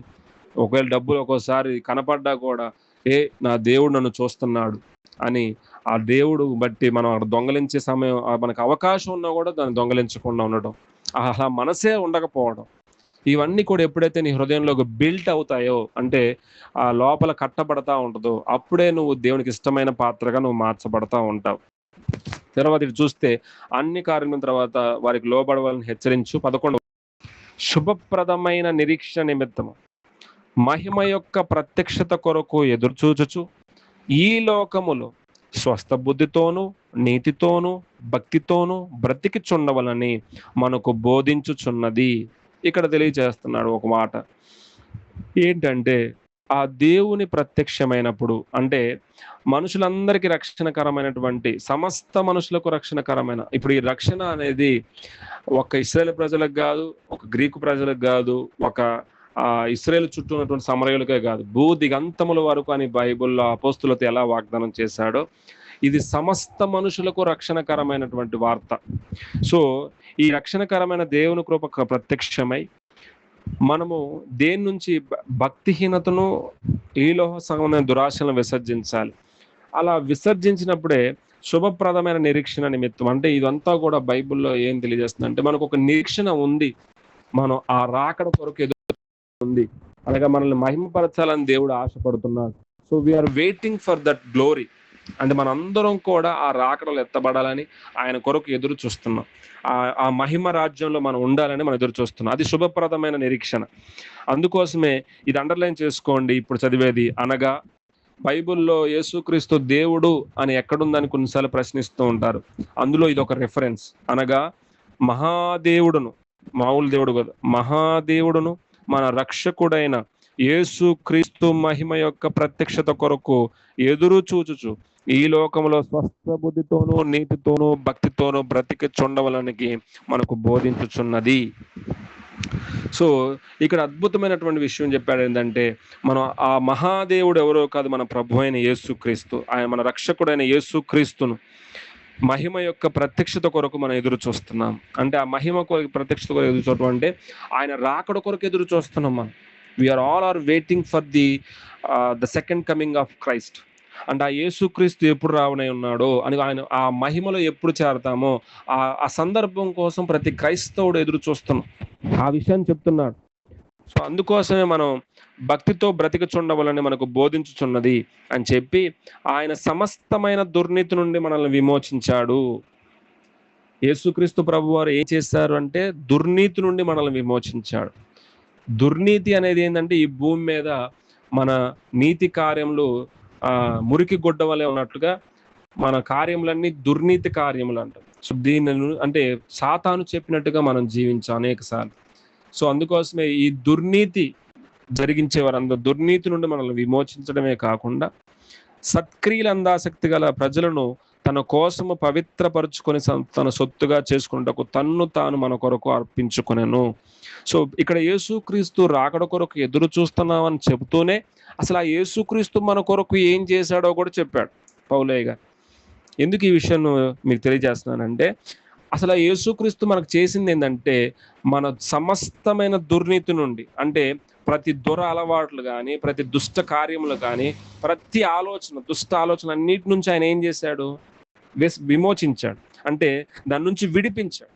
విడిపించడమే కాకుండా సత్క్రియలు, ఆ సత్క్రియలు అందాసక్తి గల అంటే సత్క్రియల పట్ల ఆసక్తి కలిగినటువంటి ప్రజలను తన కోసం పవిత్రపరుచుకొని, అంటే మనందరినీ దేని కొరకు పవిత్రపరుచుకున్నాడు చెప్పండి? దాన్ని మనందరినీ ఎందుకు ఏర్పరచుకున్నాడు చెప్పండి? మనందరినీ దుర్నీతి నుంచి ఎందుకు విమోచించాడంటే సత్క్రియల పట్ల ఆసక్తి కలిగినటువంటి ప్రజలుగా చేసుకోవడం కోసం. అంటే ఏది సత్యమైనదో, ఏది రమ్యమైనదో భలేగా ఉంటుంది బైబిల్లో. అదేంటంటే మీకు ఈ మాట గుర్తుందా? ఫిలిప్పి పత్రికలోన ఎక్కడ ఉంటుంది అది? ఏవి సత్యమైనవో, ఏవి రమ్యమైనవో, ఏవి ఖ్యాతి గలవో, ఏవి పవిత్రమైనవో అనే మాట బైబిల్లో ఫిలిప్పి పత్రికలో ఉంటుంది.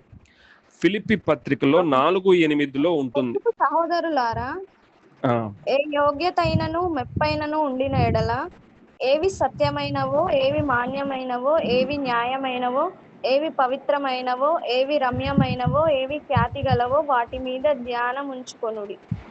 చాలు. సో ఇక్కడ అద్భుతంగా చెప్పాడు పౌలయ్య గారు ఈ సంఘానికి.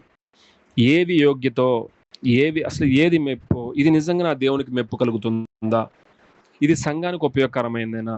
నువ్వు ఆలోచిస్తున్నప్పుడు సంఘం గురించి కానీ, బోధ గురించి కానీ, వాక్యం గురించి కానీ, లేకపోతే సంఘ బిడ్డల గురించి కానీ ఏదైనా ఆలోచిస్తున్నప్పుడు ఇది వీరికి ఉపయోగకరమైందనా, దేవునికి మహిమకరందేనా, ఇది దేవునికి ఖ్యాతి తెచ్చేదేనా, అసలు వీరి జీవితానికి పవిత్రపరిచేదేనా అని మనం ఇది గనక ఒక పెట్టుకొని మనం ఇది గనక ఈ మంచిగా ఒక్కొక్కటి రాసుకొని ఒక నిర్ణయం తీసుకునేటప్పుడు ఈ ఆలోచన పెట్టుకోండి.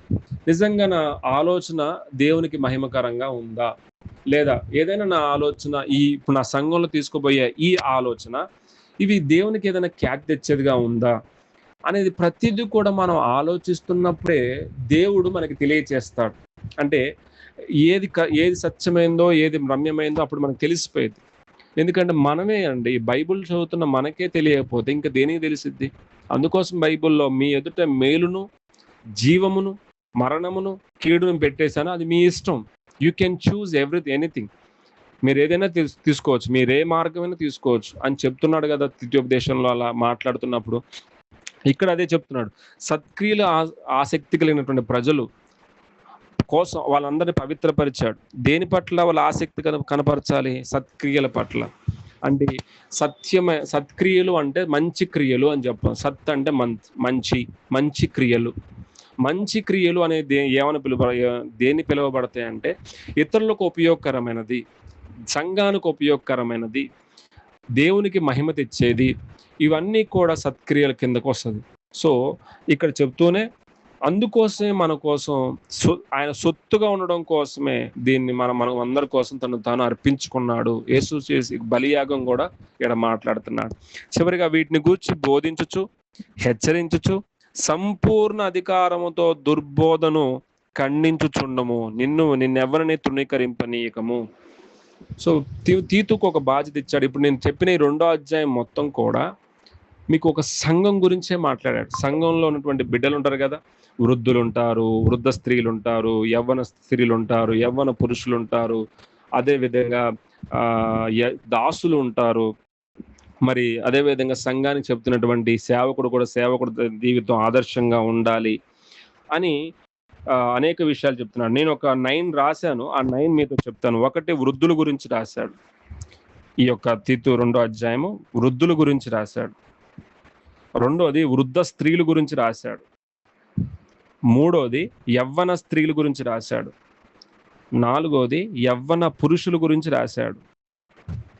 అంటే మీకు ఆడ ఉన్నదే జస్ట్ నేను రాసుకున్నాను. ఐదోది సేవకుడు జీవితం ఎలా ఉండాలో రాశాడు. అంటే ఆదర్శంగా ఉండాలి, అందుకోసం నువ్వు మాదిరిగా ఉండు అన్నాడు కదా.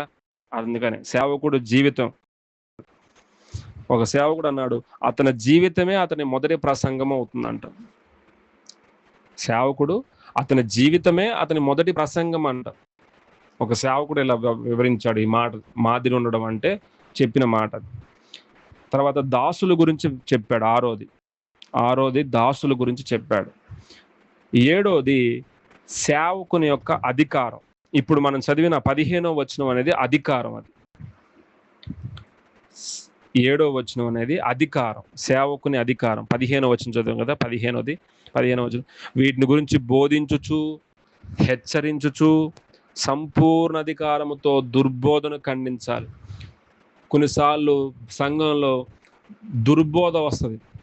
దుర్బోధ అంటే ఏది సత్యమైంది కాదో అది బోధించడం. అంటే దుర్బోధకి ఒక పర్ఫెక్ట్ ఎగ్జాంపుల్ ఏంటంటే యేసు క్రీస్తు దేవుడు కాదు అని అనడం, అది దుర్బోధ. యేసు క్రీస్తు వలన మనకు నిత్య జీవం రాదు అని అనడం, అది దుర్బోధ.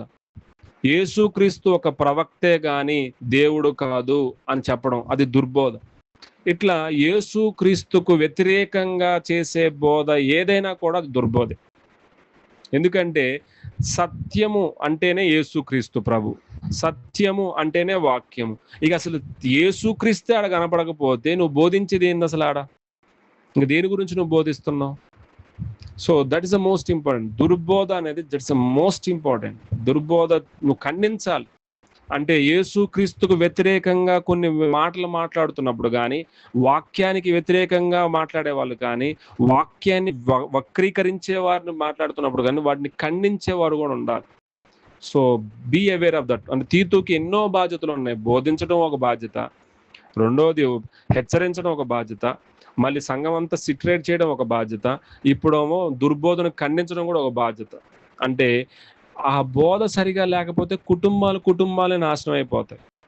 సో ప్లీజ్ ఆ యొక్క బోధకుడు నిలబడే వ్యక్తి, సంఘంలో సేవకుడుగా ఉన్న వ్యక్తి ఇవన్నిటిని అంచనా వేసుకొని జీవించాలి. వీటన్నిటిని ఒక అందాజు వేసుకొని వాళ్ళ జీవితం ఎలా ఉందో చూసుకోవాలి. ఇంకో రెండు ఏంటంటే సంఘం ఎలా ఉండాలి. అందుకోసమే సంఘం ఎలా ఉండాలి అనేది ఆ 11వ వచనం నుంచి నేను చెప్పాను. అనగా మనందరం కూడా ఈ భక్తిహీనతను, ఇహలోక సంబంధమైన దురాశలను విసర్జించాలి. ఇది సంఘం గురించి మొత్తం ఎంటైర్ సంఘానికి చెప్తున్నాడు చివరిలో. అంటే 11వ వచనం ప్రకారం 11-12 వచనాలు మనం చదివాం కదా. మనం భక్తిహీనతను, ఇహలోక సంబంధమైన దురాశలను విసర్జించాలి. శుభప్రదమైన నిరీక్షణ నిమిత్తం మనం ఎదురు చూడాలి. సంఘం అంతా ఇదే. అంటే సంఘంలో ఎక్కడైతే భక్తిహీనత ఉందో దాన్ని కనిపెట్టాలి. ఎవరైనా భక్తి నుంచి వెనకడుగు వేస్తున్నారో వెంటనే తెలియజేయాలి. వారికి వెంటనే సమాచారం అందుకొని వారి మళ్ళా భక్తిలోకి నడిపించే వారిగా ఉండాలి.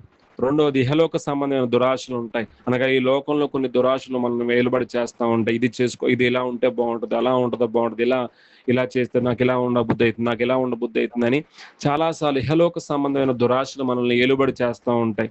ఎందుకంటే లోకంలో మనం ఉన్నాం. సో ఆ లోకం ఎప్పుడూ మనల్ని ప్రభావితం చేస్తూ ఉంటుంది. గుర్తుపెట్టుకోండి. ఎవరిని మృంగుదునా అన్నట్టుగా సాతాను గర్జించు సింహం వల్ల ఎలా ఎదురు చూస్తున్నాడో, ఈ లోకంలో కూడా పాపము ఎప్పుడూ కూడా నిన్ను ప్రేరేపిస్తూ ఉంటుంది దేవునికి ఇష్టమైన పాత్రగా ఉండకూడదని. సో అందుకోసమే ఈ విషయాలు నేర్చుకోవాలి మనం. సో చివరిగా ఆ సంఘం ఎలా ఉండాలని చెప్పాడు. సంఘం కోసం యేసయ్య ఏం చేశాడు అన్నది 9వ నేను చెప్పాను. ఇందాక మనం చదివిన 14వ వచనం. సమస్తమైన దుర్నీతి నుంచి విమోచించాడు. అదేవిధంగా సత్క్రియల ఆసక్తి కలిగినటువంటి ప్రజలను తన కోసం పవిత్రపరుచుకున్నాడు. తన సొత్తుగా చేసుకున్నాడు. దానికోసమే తాను అర్పించుకున్నాడు. సో ఇలా మనం రాసుకున్నప్పుడు ఇలా చేసుకున్నప్పుడు ఈజీగా అర్థమవుతూ ఉంటుంది. 4 చేశాడు. ఒకటి దుర్నీతి నుంచి విమోచించాడు. రెండోది సత్క్రియల పట్ల ఆసక్తి కలిగిన ప్రజలను పవిత్రపరుచుకున్నాడు. మూడోది తన సొత్తుగా చేసుకున్నాడు. నాలుగోది తాను అర్పించుకున్నాడు. ఇవన్నీ ఎందుకు చేసుకున్నాడు అంటే దేవుడికి ఒక సొత్తుగా ఉండాలి మనం. అందుకని మీరు విలువ పెట్టి కొనబడిన వారు, మీరు మీ సొత్తు కాదు నా సొత్తు అన్నాడు. సో అందుకోసం ఇప్పుడే నేను మాటలు మీరు చదువుతున్నప్పుడు దేవుని సొత్తుగా మనం ఉండాలి, దేవుని సొత్తైన ప్రజలుగా మనం ఉండాలి అని అంటే సంఘమే కదా దేవుని సొత్తైన ప్రజలు. అందుకోసమే తన రక్తమిచ్చి కొనుక్కుంది ఏంటంటే బైబిల్లో తన స్వరక్తం ఇచ్చి సంపాదించుకుంది ఏంటి చెప్పండి? ఆయన స్వరక్తం ఇచ్చి సంపాదించుకుంది ఏమిటి చెప్పాలి? యేసుక్రీస్తు తన స్వరక్తం ఇచ్చి సంపాదించింది ఏంటి? ఏంటి? అపోస్తల కార్యము 20వ అధ్యాయం. This is the most important. అపోస్తల కార్యము 20వ అధ్యాయం. వచ్చే వారం నేను 3వ అధ్యాయం చెప్తాను. ఈరోజు 3 కూడా కంప్లీట్ చేద్దాం అనుకున్నాను కానీ కలవలేదు. సరే, అపోస్తల కార్యం 20వ అధ్యాయము. ఇది అండర్లైన్ చేసుకోండి. This is the most most most most important. ఇది మీరు అండర్లైన్ ఎట్లా చేసుకుంటారో నాకు తెలియదు కానీ రెడ్డింగ్ ఉంటే రెడ్డింగ్తో అండర్లైన్ చేసుకోండి. ఓకేనా? 28వ వచనం, 20-28 చదువు నాన్న. ఎవరైనా చదువుతారు? ఎవరైనా? దేవుడు స్వరక్తం ఇచ్చి సంపాదించిన తన సంఘమును కాయుటకు విశుద్ధాత్మ దేని యందు అధ్యక్షులనుగా ఉంచెను. ఆ యావత్తు మందను గూర్చి మీ మట్టుకు మిమ్మల్ని గూర్చి జాగ్రత్తగా ఉండేది. చూసారా? అంటే పౌలయ్య గారు ఈ ఎఫ్ఎస్సి సంఘంతో మాట్లాడుతున్నప్పుడు ఈ మాటలు చెప్పాడండి. ఎఫ్ఎస్సి పెద్దలతో ఆడ మాట్లాడుతున్నప్పుడు అంటే మీరు చదివితే 17వ వచనంలో అతడు మెలెత్తు నుండి ఎఫెసుకు వర్తమానం పెట్టి సంఘ పెద్దల్ని పిలిపించి వాళ్ళతో మాట్లాడే మాటలు ఇవన్నీ కూడా. ఈ మాటలు మాట్లాడుతున్నప్పుడు ఇక్కడ ఒక మాట పలికాడు, దేవుడు తన స్వరక్తమిచ్చి సంపాదించిన సంఘమును కాయటానికి. సో సంఘం ఎవరిది చెప్పండి? ఒక సేవకుడిదా, దేవునిదా? చెప్పాలి. సో ఈ భూమి మీద ఉన్న ప్రతి సంఘం కూడా దేవుందే. ఓకే, ఎందుకంటే దేవుడే వాళ్ళు కొన్నాడు, తన స్వరక్తం ఇచ్చి కొన్నాడు, కొని నీ దగ్గర పెట్టాడు, ఆ సేవకుడి దగ్గర పెట్టాడు. అందుకోసమే ఆ సేవకుడితో మాట్లాడుతూ పెద్దలతో మాట్లాడుతూ, అయ్యా దేవుడు స్వరక్తం ఇచ్చి సంపాదించిన సంఘాన్ని కాయటానికి దేవుడు మిమ్మల్ని పెట్టాడు, మీరు జాగ్రత్తగా ఉండండి. మీరు జాగ్రత్తగా ఉండటం కాకుండా మిమ్మును గురించి అంటే ఇక్కడ భలేగా అంటున్నాడు, యావత్తు మందను గురించి జాగ్రత్తగా ఉండండి, మిమ్మును గురించి మీరు జాగ్రత్తగా ఉండండి. So this is most important for every pastor. So అందుకోసమే నేను వెళ్ళిపోయిన తర్వాత ఖచ్చితంగా వచ్చేది ఏందో చదువుతాడు. 29వ వచనం, క్రూరమైన తోడలు వస్తాయి, మీలో ప్రవేశిస్తాయి, సంఘాన్ని కనికరించదు, ఎలా పడితే అలా మాట్లాడతారు, ఎలా పడితే అలా జీవిస్తారు, వారు మందను కనికరింపుడు అంటది. అంటే వాళ్ళ పెత్తనమే జరగాలి, ఇంకా వాళ్ళు అనుకున్నదే జరగాలి. అంటే సేవకుడు అన్నట్టుగా జరిగిద్ది. ఎందుకంటే ఇప్పుడు పౌలయ్య గారైనా ఆయన కాపరి, లేకపోతే వేరే సంఘాలు వేరే కాపర్లు, వారు అనుకున్నట్టు జరిగిద్ది. కానీ దేవుని విషయాల్లో కొన్ని విషయాల్లో సంఘం ఆసక్తిగా ఉంటే, వారి ఆసక్తిని కూడా తగ్గించే వారిగా ఉంటే మాత్రము there is something is wrong. ఖచ్చితంగా వారి ఆసక్తిని గుర్తించాలి. అందుకోసం సత్క్రియల పట్ల ఆసక్తి కలిగిన ప్రజలను పవిత్రపరుచుకున్నాడు కదా దేవుడు. ఇక్కడ మనం చదివిన తీతు పత్రికలో కొంతమంది సంఘంలో చాలా యాక్టివ్గా ఉంటారు దేవుని పని చేయాలని, వారిని గుర్తించాలి కాపరి, వారికి తగిన పని ఇవ్వాలి, తగిన అవకాశం ఇవ్వాలి. అప్పుడు మరింతగా వారు తేటపరచబడతారు, మరింతగా వారు షైన్ అవుతారు, మరింతగా దేవునికి ఉపయోగకరంగా మారతారు. So that is the most important. ఎందుకంటే ఇది సంఘంలో ఉన్న ప్రతి ఒక్కరికి బాధ్యత సేవకుడికి.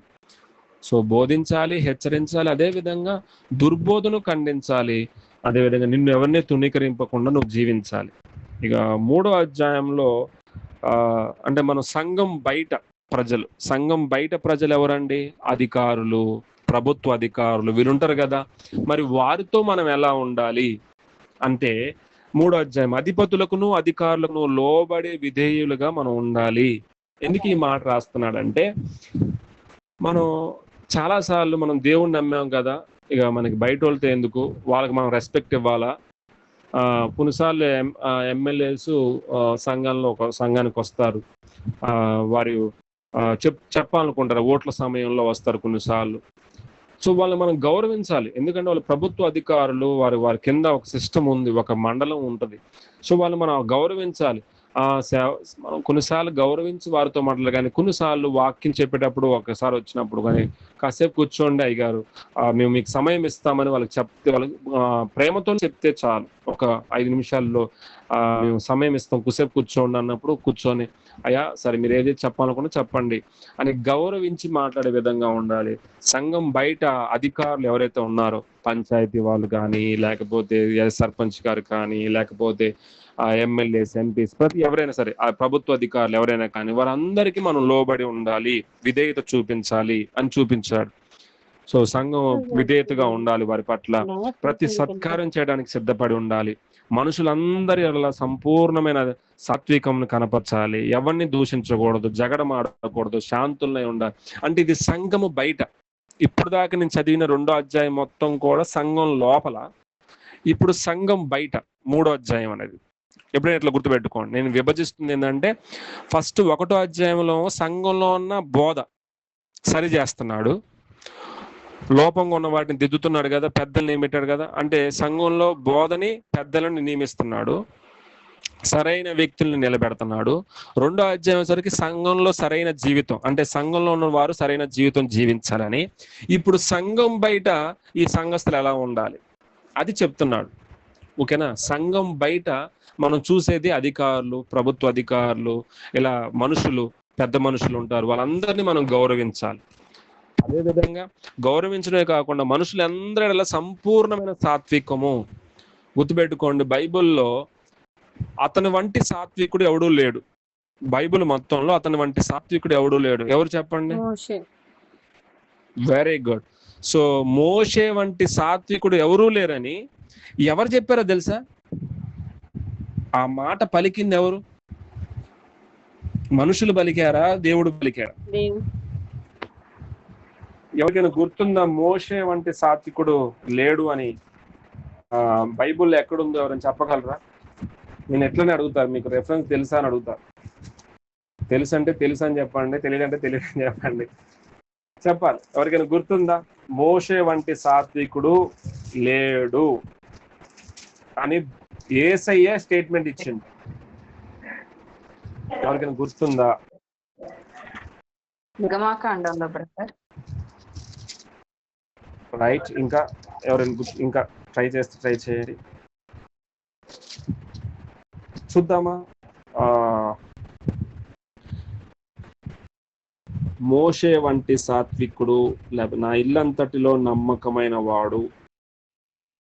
చూద్దామా. సంఖ్యాకాండము 12వ అధ్యాయం. సంఖ్యాకాండము 12వ అధ్యాయం. ఇది డైరెక్ట్ గా యేసుక్రీస్తు, అంటే దేవుడే మాట్లాడుతున్నాడు. ఈ మనుషులు చెప్పే సాక్ష్యం కాదు నేను చెప్పేది, యాక్చువల్గా దేవుడే చెప్పే సాక్ష్యం. ఇది ఒక వ్యక్తి గురించి దేవుడే చెప్పినటువంటి సాక్ష్యం. చూద్దామా 12వ అధ్యాయం, సంఖ్యాకాండము 12వ అధ్యాయం. ఇప్పుడు 12వ అధ్యాయం చెప్పా కదా, ఎన్నో వచనం మీరే చెప్పండి. ఇప్పుడు 7వ వచనం బ్రదర్. 3వ వచనం చూడండి ఒకసారి. 3:7 సార్, వెరీ గుడ్. 7 కూడా అదే అమ్మా. అయితే 3వ వచనం నేను చెప్పిన సాత్వికుడు అనే మాట కనబడదు. చూసారా? ఆ మాట విని మోషే భూమి మీద ఉన్న వారందరిలో మిక్కిలి సాత్వికుడు. చాలు, ఇది అండర్లైన్ చేసుకున్నాం అందరూ. భూమి మీద ఉన్న వారందరిలో అంట, అంటే అప్పటికి ఎంతో మంది ఉన్నారు కదా భూమి మీద. సో యేసయ్య స్టేట్మెంట్స్ లో కొన్ని చాలా డిఫరెంట్గా ఉంటుంది తెలుసా. స్త్రీలు కనిన వారిలో ఒక వ్యక్తి చాలా గ్రేట్ అని అంటాడు. ఆ స్త్రీలు కనిన వారిలో ఇతను వంటి వాడు లేడని ఉంటారు. ఎవరన్నా బాప్తిస్మ. అట్లా యేసయ్య స్టేట్మెంట్లు భలేగా ఉంటాయి.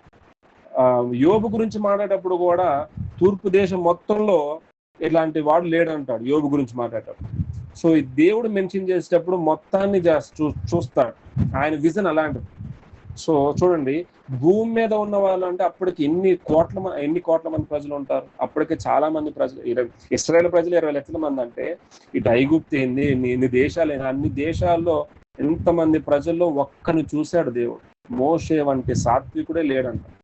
అలాగే 7వ వచనం ఇందాక చెప్పి, అతడు నా ఇల్లంతటిలో నమ్మకమైన వాడు, నేను గోడమైన భావంతో కాదు, దర్శనమిచ్చి ముఖాముఖి అతనితో మాట్లాడాను.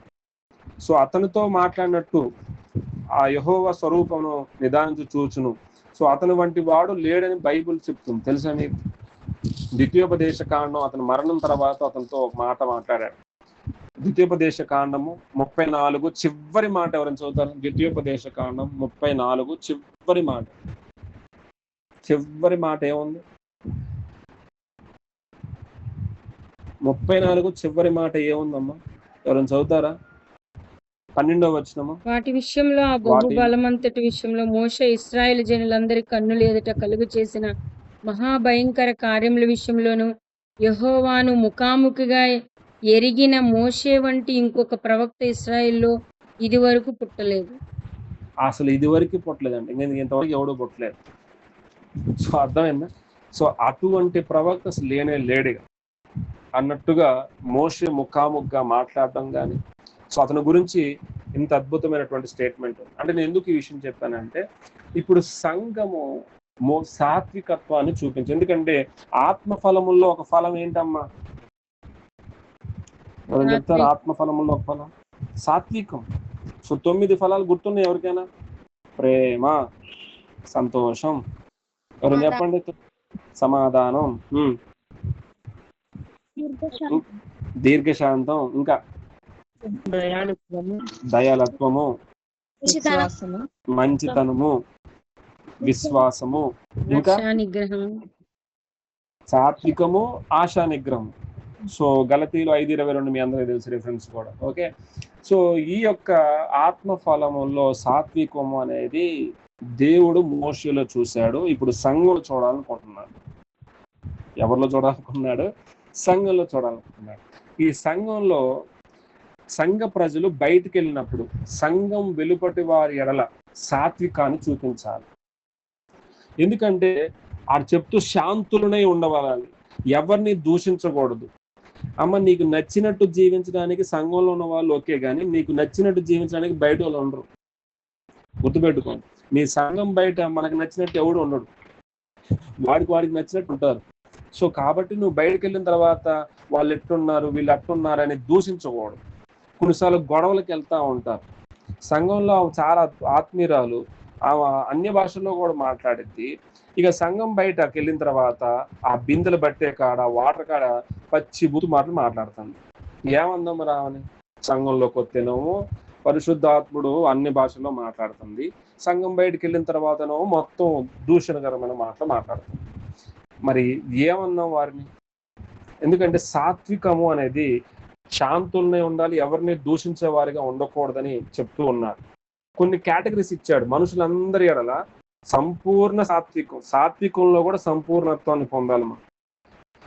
ఎవరిని దూషించకూడదు, జగడమాడకూడదు. జగడమాడటం అంటే ఏంటి? గొడవలు పడటం. ఇక మన సంఘం బయట మంచి సాక్ష్యం పొందాలి మనం. వీళ్ళు గొడవలండి, ఆదివారం చర్చికి వెళ్తారు, కానీ ఇక మిగతా టైంలో ఇక వాళ్ళు నోరు ఎత్తారంటే మనం అయిపోయినట్టే అంటారు కొంతమంది. పచ్చి బూతు మాటలు మాట్లాడతారండి వాళ్ళు, లేదా పచ్చి వాళ్ళతో గొడవ పడకూడదండి, వామ్మో అని అంటారు కొంతమంది. అంటే మీ గురించి ఆ సాక్ష్యం విన్నామంటే ఏంటి ఉపయోగం? So that's wrong. ఓకేనా? సంఘం వెలుపటి వారి ఎడల మనం మంచి సాక్ష్యం పొందాలి అని చెప్తున్నాడు. శాంతులనే ఉండాలి అని చెప్తూనే చివరిగా, ఎందుకనగా మనం కూడా ఒకప్పుడు ఇలాంటి వారు. సో ఈ వాక్యం చదువుతున్నప్పుడు నాకు 3-4 వచనాలు చదువుతున్నప్పుడు ఎలా ఉంటుందంటే, అసలు ఒకప్పుడు మన జీవితం ఏంటి? ఇప్పుడు అంటే యేసుక్రీస్తు నమ్మాము, ఓకే, కానీ ఒకప్పుడు మన జీవితం ఏంటి చెప్పండి? మనందరం కూడా మునుపు అవివేకులు, అవిధేయులు, మోసపోయిన వారమే, నానా విధమైన దురాశలకు లోబడిన వారమే. మళ్ళీ అదే విధంగా దోషములకు, దురాశలకు, భోగములకు దాసులై ఉండి దుష్టత్వమునందును అసూయందును కాలం గడుపుచు అసహ్యులమై ఒకరినొకడు ద్వేషించుతూ ఉంటుంది కదా. అంటే దాని అర్థం ఏంటంటే, ఎందుకు ఈ విషయం రాశాడంటే, ఒకప్పుడు మనం అలాంటి వారమే. బయట వారిని చూస్తున్నప్పుడు ఒకప్పుడు నేను ఇలానే ఉండేవాడిని కదా, కానీ యేసు రక్తం ద్వారానే, యేసయ్య వాక్యం ద్వారానే ఈరోజు నేను మార్చబడ్డాను. అందుని బట్టి దేవుని కృతజ్ఞతాస్తుతులు చెల్లించడం. అంతేగాని ఒకప్పుడు మన జీవితాన్ని జ్ఞాపకం చేసుకునేవారు, ఒకప్పుడు ఇలాంటి జీవితం మనం జీవించాం. అందుకోసం మన రక్షకుడైన దేవుని యొక్క దయయు మానవుడు ఆయనకున్న ప్రేమయు ప్రత్యక్షమైనప్పుడు మనము నీతిని అనుసరించి చేసిన క్రియల మూలంగా గాక తన కనికరము చొప్పుననే పునర్జన్మ సంబంధమైన స్నానం ద్వారాను పరిశుద్ధాత్మ మనకు నూతన స్వభావం కలగచేయడం ద్వారా మనల్ని రక్షించను. పునర్జన్మ సంబంధమైన పునఃస్థితి స్థాపన, ఈ మాట ఇంకో చోట కూడా ఉంటది. ఎక్కడ ఉంటదంటే మత్తయి సువార్తలో 19వ అధ్యాయంలో పేతురయ్య గారు అడుగుతారు, మాకు ఏమైనా దొరుకుతుందా మరి పరలోకంలో, నిన్ను వెంబడెత్తున్నావు మరి అని అంటాడు. అడిగినప్పుడు సేమ్ ప్రపంచ పునర్జన్మందను ఇదే పదాన్ని ఉపయోగిస్తాడు. చూడండి భలేగా ఉంటది. మత్తయి గారు కూడా ఇదే పదాన్ని ఉపయోగిస్తాడు. 19:28 మత్తయి సువార్త 19:28. అక్కడ పేతురు గారు అడుగుతారు 27లో, ఇదిగో మేము సమస్తం విడిచిపెట్టి మరి నిన్ను వెంబడించాం కదా, మాకేమైనా దొరుకుతుందా ఆ పరలోకంలో అని అడిగితే 28లో అంటాడు, యేసు వారితో ఎట్లా ప్రపంచ పునర్జన్మందు, అంటే పునర్జన్మ అనే దగ్గర కింద పునఃస్థితి స్థాపన అంటారు. చూసారా, అంటే ఇదే మాట అక్కడ కూడా రిపీట్ అయింది. సో ఈ పునర్జన్మ మందు ఏం జరిగిద్దని వాళ్ళతో మాట్లాడాడు. ఇక్కడ మనం తీతు పత్రిక చదివిన పునర్జన్మ సంబంధమైన, అంటే పునఃస్థితి స్థాపన అంటే పరలోకంలో అనగా తిరిగి మనం లేచిన తర్వాత అనే దాని గురించి మాట్లాడుతూ ఇక్కడ తను మాట్లాడుతున్నటువంటి విషయం ఏమిటంటే, మనం నీతిని అనుసరించి చేసిన క్రియల మూలంగా కాక, అంటే మనం ఏదో నీతి కార్యాలు చేశాం కాబట్టి మనకు పరలోకం రావట్లేదు. యేసుక్రీస్తు వలనే మనకు పరలోకం. అందుకని తన కనికరము చొప్పుననే ఆ పునర్జన్మ సంబంధమైన స్నానము ద్వారాను పరిశుద్ధాత్మ మనకు నూతన స్వభావాన్ని కలగచేయడం ద్వారాను మనల్ని రక్షించను. అంటే ఇవన్నీ ఎందుకు చెప్తున్నా అంటే, మనం అందుకోసం 6వ వచనంలో చెప్తున్నాడు, మనం ఆయన కృప వల్లనే నీతిమంతులుగా తీర్చబడ్డాం కానీ నిత్య జీవము గురించి నిరీక్షణను బట్టి దానికి వారసులగుటకి ఆ పరిశుద్ధాత్మ మన రక్షకుడైన యేసుక్రీస్తు ద్వారా ఆయన మన మీద సమృద్ధిగా కుమ్మరించాడు. ఎందుకు ఈ విషయం రాస్తున్నాడంటే, మన క్రియల వలన మనకి ఈ పరలోకం రావట్లేదు. మన క్రియల వల్ల మనకు నిత్య జీవం కాదు. యేసుక్రీస్తు సిలువలో చేసిన బలియాగం వల్ల, దాని యందు నువ్వు విశ్వాసం ఉంచడం వల్లనే నీకు నిత్య జీవం. అందుకోసమే ఈ మాట చెప్తూ నూతన స్వభావం కలుగచేయడం ద్వారా మనం రక్షించాడు. ఎవరు? పరిశుద్ధాత్ముడు మనకు నూతన స్వభావాన్ని కలగజేస్తాడు. మనం ఆయన కృప వలన నీతిమంతులుగా తీర్చబడ్డాం, మన క్రియల వలన కాలేదు. అందుకోసం నిత్య జీవనం గురించి నిరీక్షణ బట్టి దానికి వారసుల గుట్టుకే. దేనికి వారసులు? మనం నిత్య జీవానికి వారసులు అవుతున్నాము. ఆ పరిశుద్ధాత్మను మనం రక్షకుడైన యేసుక్రీస్తు ద్వారా ఆయన మన మీద సమృద్ధిగా కుమ్మరించి, ఈ మాట నమ్మదగినది కనుక దేవుని విశ్వాసం ఉంచిన వారు సత్క్రియలు శ్రద్ధగా చేయుటయందు మనస్సు ఉంచినట్లు నీవి సంగతుల గురించి దృఢముగా చెప్పుచుండవాలని కోరుచున్నాను. మీరు ఒక మాట రిపీట్ అవుతుంది చూస్తున్నారా? సత్క్రియ అనే మాట రిపీట్ అవుతా ఉంది ఈ తీతు పత్రికలు.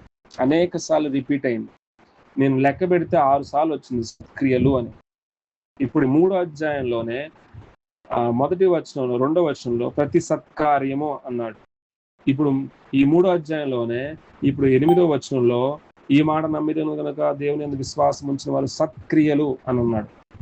మళ్ళీ ఇంకొంచెం ముందుకు వెళ్తే అంటే 14వ వచనంలో కూడా అదే అంటాడు. ఈ 3వ అధ్యాయం 14వ వచనం, మనం మనవారును నిష్ఫలను కాకుండా నిమిత్తం అవసరం బట్టి సమయోచితముగా సత్క్రియలను శ్రద్ధగా చేయటం నేర్చుకున్నాం. సత్క్రియ సత్క్రియ సత్క్రియ 3 సార్లు కనపడుతుంది ఈ ఒక్క అధ్యాయంలో. సో అంటే మంచి క్రియలు చేయాలంటే, సత్యమును వెంబడించే క్రియలు చేయాలంటే సంఘమే మూలస్తంభం. అందుకని సత్యము సంఘమునకు మూలస్తంభమై ఉన్నది అన్నది బైబిల్. అంటే సత్యం ఏడం దొరుకుతుందంటే ఒక సంఘంలోనే దొరుకుతుంది. కాబట్టి ఈ సంఘంలో ఉన్న క్రియలే సత్క్రియలు. సంఘంలో ఉన్న బిడ్డలు చేసేదే సత్క్రియలు. సో ఆ సంఘాన్ని చూస్తున్నప్పుడు ఎలా జీవించాలో ప్రజలకు అర్థం అవ్వాలి. అందుకోసమే నీవు ఈ సంగతుల గురించి దృఢంగా చెప్పుచుండవాలని కోరుచున్నాను. ఇవి మంచివియు మనుషులకు ప్రయోజనకరమై ఉన్నవేనే అని చెప్పి 9వ వచనం 10వ వచనం ఏంటంటే, కొన్నిసార్లు ఏంటంటే అవివేక తత్వం ఉంటాయి. వంశావళి గురించి మాట్లాడాలి, వివాదాలు తీసుకొచ్చే వాళ్ళు ఉంటారు. వాళ్ళకి నువ్వు దూరం చెయ్యి. ఇవి నిష్ప్రయోజనం, వాటికి దూరంగా ఉండు. కొన్నిసార్లు బోధ సేవకుడు జాగ్రత్త కలిగి ఉండాలి. కొన్నిసార్లు మిమ్మల్ని వివాదంలోకి నెట్టివేసే ప్రశ్నలు తీసుకొస్తారు. కొన్నిసార్లు వివాదంలో తోసివేసేటువంటి ఆలోచనలు కలిగి ఉంటారు. మిమ్మల్ని భక్తుల నుంచి బయటికి నెట్టే బోధనలో వైపు నడిపిస్తారు. ఇటు మనుషులు ఎన్నో రకాల పరిచయం అవుతూ ఉంటారు. ఆ మనుషులు దేవునికి దగ్గర చేస్తున్నారా, లేదా దేవుని నుంచి దూరం అయ్యి వివాదానికి గురి చేస్తున్నారా? You have to examine. నువ్వు పరీక్షించాలంట. అందుకోసమే అవివేక తర్కములు తీసుకొస్తారు, వివాదాలు తీసుకొస్తారు, నిష్ప్రయోజనమైన మాటలు తీసుకొస్తారు. ఇలాంటివి తీసుకొచ్చినప్పుడు వాటిని నువ్వు కనిపెట్టాలి, దూరంగా ఉంచాలి. మతభేదం కలిగించు మనుషులకి 1-2 సార్లు చెప్పు, బుద్ధి చెప్పు, వాళ్ళని విసర్జించి బుద్ధి చెప్పు. యాక్చువల్గా క్వేతు పట్టణంలో సున్నతి సంబంధులు ఉన్నారు. అదే కదా మనం ఇందాక చదివాం 1వ అధ్యాయంలో సున్నతి సంబంధులు అన్నారు. 10వ వచనం అనేకులు విశేషముగా సున్నతి సంబంధులను అని ఉంది. చూసారా? అంటే యాక్చువల్గా యూదులు ఉన్నారు అక్కడ. క్రేతు పట్టణంలో యూదులు ఉన్నారు. సున్నతి అంటే యూదులే కదా. యూదులకు ఒక గుణం ఏంటంటే మతం ఉంటుంది. యోధా మతం యాక్చువల్గా తెలుసా మీకు? జుడాయిజం అంటారు. ఈ మతం ఏంటంటే అనేక సార్లు ఈ మత నాయకులు కానీ, మతంలో ఉన్నవారు కానీ ఆ మత ప్రకారంగానే జీవించాలని రుద్దుతారు ప్రజల మీద. అందుకోసం యేసుక్రీస్తు ప్రభువును కూడా చాలాసార్లు నువ్వు విశ్రాంతి దినాన్ని పాటించడం లేదు, విశ్రాంతి దినాన్ని నువ్వు ఎందుకు స్వస్థపరుస్తున్నావు అంటే వాళ్ళకు గుర్తు, అంటే స్వస్థపరచడం కూడా ఒక పని అనుకుంటారు వాళ్ళు. అందుకని అసలు యేసుక్రీస్తుని చంపడానికి గల కారణం ఏంటో తెలుసా? ద మెయిన్ రెండు కారణాలు. ఒకటి విశ్రాంతి దినాన్ని ఆయన స్వస్థపరిచినందుకు, రెండోది ఏంటో తెలుసా? నేను దేవుని కుమారుడు అన్నందుకు. గుర్తుపెట్టుకోండి, ఎప్పుడైనా మీకు ఉపయోగపడుతుంది. ఈ రెండు చాలా మెయిన్. ఒకటి విశ్రాంతి దినాన్న ఆయన స్వస్థపరిచినందుకు, రెండోది నేను దేవుని కుమారుణ్ణి అన్నందుకు. ఈ రెండు విషయాల్లో శాస్త్రులు కానీ, పరిసయ్యులు కానీ వీళ్ళందరూ ఆయన చంపాలనుకున్నారు. ఈ రెండు ఆయనకి నచ్చట్లేదు. ఈ రెండు విషయాల్లోనే బాగా వ్యతిరేకం చూపించారు. సో అందుకోసమే ఈ మతం తీసుకొస్తారు, కొన్నిసార్లు మతాన్ని రుద్దుతారు. గుర్తుపెట్టుకోండి, క్రిస్టియానిటీ అనేది మతం కాదు, సత్య దేవుని గురించి పరిచయం చేయడం. కాబట్టి మీరందరూ కూడా సత్య దేవుని ప్రకటిస్తున్నామని చెప్పుకుంటూ మతాన్ని రుద్దకూడదు. అంటే నువ్వు దేవుని నమ్మంలోనే ఇక నువ్వు మొత్తం తీసేయాలి. నీకు ఒక ఆయన ఉన్నాడు, బాప్తిజం నీకు ఇవ్వాలంటే అమ్మ నీకు తాళి ఉండకూడదు, మెట్టెలు ఉండకూడదు, ఆ తెల్ల చీర కట్టుకోవాలి. ఏందన్నట్టు అంటే మతాన్ని రుద్దుతున్నాడు, మతాన్ని తీసుకొస్తున్నాడు. అంటే బాప్తిజానికి దానికి సంబంధం ఏంటి అసలు ఒక వ్యక్తి ప్రభువుని తెలుసుకొని రక్షణ పొందాలని ఇష్టపడుతున్నప్పుడు నువ్వెవరు మరి మధ్యలో ఏయో పెట్టి వాళ్ళు ఏం చేస్తున్నావు? అసలు దేవుణ్ణి ఇష్టపడట్లేదు. ఈరోజు ఎన్నోసార్లు ఈరోజు ఎందుకు క్రైస్తవ్యం చాలా వ్యతిరేకమైంది తెలుసా? చాలా మతం వేరే వాళ్ళకి ఇలాంటి వాళ్ళు మతాన్ని రుద్దుతున్నారు. యూదుల వాళ్ళే మతాన్ని రుద్దుతున్నారు. సో కొన్ని సాంప్రదాయాలను ఇవి చేస్తే మీరు నరకానికి వెళ్తారు, ఇది వాళ్ళకి ఇంకా తెలియదు వాటి గురించి. నువ్వు తెలియచేయి వాటి గురించి, అంతేలే కానీ నువ్వు ఇలా చేస్తే నువ్వు నరకానికి వెళ్తున్నావు. అలా నువ్వెవరు డిసైడ్ చేయడానికి? నీదెవరు డిసైడ్ చేయడానికి? నేను మొన్న ఈ మధ్యన జ్యోతిష్కం అనే కాన్సెప్ట్ గురించి చెప్పాను. సో ఒకప్పుడు వాళ్ళందరూ ముహూర్తాలు గుండా వెళ్తున్న వారే, ముహూర్తం పెట్టించుకుంటున్న వారందరూ నరకానికి వెళ్ళాలని కనుక మనం కోరుకోకూడదు. అయ్యా మీరు ఇటువంటి మార్గం కూడా వెళ్తున్నారు కదా, వీళ్ళు దేన్ని ఆధారం చేసుకొని చేస్తున్నారు అంటే సూర్యుడిని చంద్రుడిని ఆధారం చేసుకొని వెళ్తున్నారు. ఈ సూర్యుని చంద్రుడిని సృష్టించిన వాడే మన సృష్టికర్త అయిన దేవుడు, ఇంక వీటికంటే గొప్ప దేవుడు కదా మన దేవుడు అని చెప్పి అటువైపు నుంచి ఇటువైపు ఆలోచించే విధంగా మనం ట్రై చేయాలి. అంటే వారికి సత్యాన్ని తెలియచేయాలి, సత్యాన్ని వాళ్ళకి అసలు ఏంటో సత్యం చెప్తే ఓహో అవును మనం ఎందుకు వీటిని నమ్మాలి, అలా వీటి వల్ల మనకి ఏం ఉపయోగం, వీడేదో చెప్పాడు మనం ఎందుకు భయపడాలి, అసలు వీటన్నిటికంటూ గొప్ప దేవుడు మనకు దొరికేశాడు కదా అనే ఆలోచన వాళ్ళు ప్రారంభమైతే వాళ్ళే విడిచిపెడతారు. ఎప్పుడైనా గుర్తుపెట్టుకోండి, సేవకుడు సత్యాన్ని బోధించినప్పుడు నువ్వు సత్యాన్ని బోధించు, దేవుడు ఎలా వారిని మలచాలో అలా మలుచుతాడు. నువ్వెవడు మళ్ళీ డిసైడ్ చేయడానికి నువ్వు ఇలా చేస్తే నువ్వు నరకానికి వెళ్తున్నావు అలా చేస్తావు? నువ్వు చెప్పు, ఫస్ట్ ఆఫ్ ఆల్ ఇది కరెక్ట్ మార్గం కాదు, ఎందుకు మార్గం సరైనది కాదు నువ్వు అన్వేషించిన తర్వాత చెప్పు. అలా చెప్పినప్పుడు వారు సరి చేసుకుంటారు, వారు ఇష్టపడతారు. వారికి తెలియనంత వరకు నువ్వు మతాన్ని రుద్దినట్టయితే నువ్వు తెలుసుకోవు, ఇంకోటికి తెలియచేయవు. అదే నువ్వు అన్వేషించావు అనుకోండి, నువ్వు తెలుసుకోవడానికి ప్రయత్నించావు అనుకోండి, దేవుడిని మనోనేత్రాన్ని వెలిగిస్తాడు, తెలియచేస్తాడు. అప్పుడు నువ్వు ఇతరులకు ఉపయోగపడతావు, ఇతరులకి సత్యాన్ని ప్రకటించగలవు. అప్పుడు ఇతరులు ఆ మాటను విశ్వసించగలవు. ఎట్లయినా మతాన్ని రుద్దడానికి ఇష్టపడితే నువ్వు సత్యము చెప్పవు, రెండోది నువ్వు అనుకున్నదే కరెక్ట్ అనుకుంటావు, నువ్వు అనుకున్న జీవితమే కరెక్ట్ అనుకో. This is main problem in the today pastors life. ఎందుకంటే నీ దగ్గరకు వచ్చిన వారిని ప్రభువులో అద్భుతంగా పెంచాలి అంటే మనం ఏదో అద్భుతంగా పెంచేంత లేదు, కానీ వాక్యాన్ని నువ్వు విభజించి చెప్తే చాలు, మంచిగా చక్కగా వాళ్ళకి అందిస్తే చాలు. నువ్వు అన్వేషించు, తర్వాత చక్కగా వాళ్ళకి తెలియచు. అప్పుడు పరిశుద్ధాత్ముడే వాళ్ళకి అర్థం చేస్తారు ఏది సత్యమో, నువ్వు ఎటువైపు వెళ్తున్నావో, ఏది సరి చేసుకోవాలో వాళ్ళకి తెలిసిపోయింది. కానీ డోంట్ డిసైడ్ ఎనీ పర్సన్ నువ్వు ఇది చేయబోతే డెఫినెట్గా యూ గోయింగ్ టు హెల్ అని చెప్పమా, నువ్వు నరకానికి వెళ్తావు కాదు. అదే నుంచి తప్పించుకునే ఒక మార్గం ఉంది, అదే ప్రభు అయిన యేసుక్రీస్తు నీకు ఇస్తున్నాడు. ఒక హోప్ ఇవ్వాలి, మనకు ఒక నిరీక్షణ ఇవ్వాలి వాళ్ళకి. కొన్ని సరి చేసుకోవాల్సిన విషయాలు ఉంటాయి బోధలు అని చెప్తున్నాడు.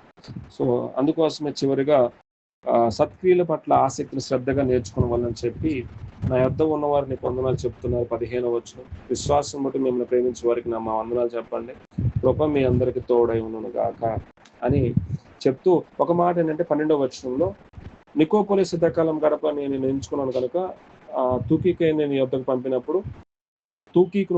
పంపినప్పుడు అక్కడికి నా యొద్దకు వచ్చేదకే ప్రయత్నం చేయండి. అంటే ఒక పని ఇస్తున్నాడు, ఆ పని పూర్తి చేయమన్నాడు, మరలా నా దగ్గర రమ్మంటున్నాడు. అర్థమైందా? సో యాక్చువల్గా వీరు మిషనరీ యాత్రలు, అప్పట్లో మిషనరీస్ అని చెప్పాం కదండి. సో ఇక్కడ తీతును మనం చూస్తే ఒక పని ఇచ్చాడు పౌలయ్య గారు, వెళ్ళు క్రేతు పట్టణానికి వెళ్ళు, ఆ సంఘంలో పెద్ద నాయకులు నిలబెట్టు, సంఘంలో ఉన్నటువంటి వృద్ధులు స్త్రీలు వీళ్ళందరూ మన యవనస్తులు అందరికీ వీళ్ళకి ఎలా జీవించాలో చెప్పు. అదేవిధంగా సంఘం ఎలా ఉండాలో, భక్తినతను విడిచిపెట్టి లోక సంబంధమైన దురాశను విసర్జించి జీవించాలని చెప్పు. యేసయ్య కోసం ఏం చేశాడో చెప్పు, దుర్బోధను ఖండించు, మరి సంఘం వెలుపటి వారితో మనం జాగ్రత్తగా విధేయతగా చూపించాలని చెప్పు అని చెప్పి, కొన్నిటిని నువ్వు దూరం పెట్టు, మతభేదాలు పుట్టించే ఆలోచనలు వస్తే వాటిని దూరం పెట్టు. సో మత భేదం అంటే చెప్తున్నా కదా, మతాన్ని రుద్దేవాళ్ళు అంటే సున్నతి అనే సంస్కారాన్ని ఖచ్చితంగా చేయాలి అనే జనులు. ఇదొక మతం జుడాయిజం అంటారు దాన్ని, యూదుల మతం. యూదులందరూ అది చేయాల్సిందే, అది ఎవడైనా చేయలేదా వాళ్ళు చంపుతారు కూడా. వాళ్ళు విశ్రాంతి దినాన్ని పాటించకపోతేనే ఏసైనా చంపాలనుకున్నారు. ఆయన ఇంకా విశ్రాంతి దినాన్ని పాటించలేదు. విశ్రాంతి దిన రోజు వాక్యం చెప్పాడు. ఆ విశ్రాంతి దిన రోజు ఆ వాక్యానికి వచ్చినటువంటి ఒక స్త్రీని కూడా, దెయ్యం పట్టిన స్త్రీ, 18 ఏళ్ల నుంచి నడుము వంగిపోయిన స్త్రీని స్వస్థపరిచినందుకు కూడా, ఒక ఊత చేయగలిగిన వారిని స్వస్థపరిచినందుకు, ఇలా స్వస్థపరిచినందుకు ఆయన చంపాలనుకున్నారు. అంటే అంత మత ఆలోచనలు ఉంటారు వాళ్ళకి. సో ఈ ఆలోచన మనం తెలుసుకొని, మన ముందున్నటువంటి ప్రజలకి మతాన్ని రుద్దుతారా, సత్యాన్ని తెలియచేస్తారో అది మీకే పెట్టుకోండి. మతాన్ని రుద్దినట్లయితే మీరు సత్యాన్ని తెలుసుకోరు, సత్యాన్ని తెలియజేయరు. అదే మీరు సత్యాన్ని తెలుసుకోవడానికి అన్వేషిస్తే మీరు సత్యాన్ని తెలుసుకుంటారు. నెంబర్ 2, మీరు సత్యాన్ని ప్రకటిస్తారు. గుర్తుపెట్టుకోండి. ఎందుకంటే ఇక్కడ నువ్వు తెలుసుకుంటేనే నువ్వు రిఫ్లెక్ట్ అవుతావు, నువ్వు ప్రతిబింబిస్తావు. నువ్వే తెలుసుకోకుండా చెప్తున్నావంటే నువ్వు మతాన్ని రుద్దుతున్నావు అని. నువ్వు ఇంతే ఉండాలండి, అంతే. నువ్వు అనడానికి ఇంతే ఉండాలని చెప్పడం. మనం క్రైస్తవులు అంటే ఎట్లా ఉండాలండి, నువ్వెవరు చెప్పడానికి ఆ మాట? మన స్వతంత్ర జీవులు, ఇది మనకు స్వతంత్రాన్ని ఇచ్చాడు దేవుడు, కానీ అన్నీ చేయదగినవి కావు. ఆ చేయదగినవి ఎందుకు కావో నువ్వు చెప్పాలి. అది కదా క్రైస్తవ్యం అంటే. ఇది ఎందుకు చేయదగింది కాదు నువ్వు చెప్పగలగాలి.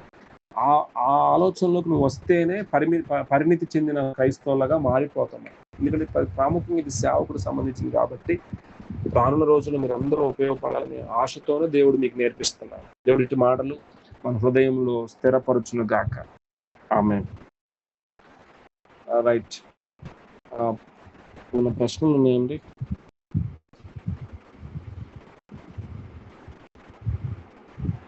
రైట్, ప్రార్థన చేసుకుందాము.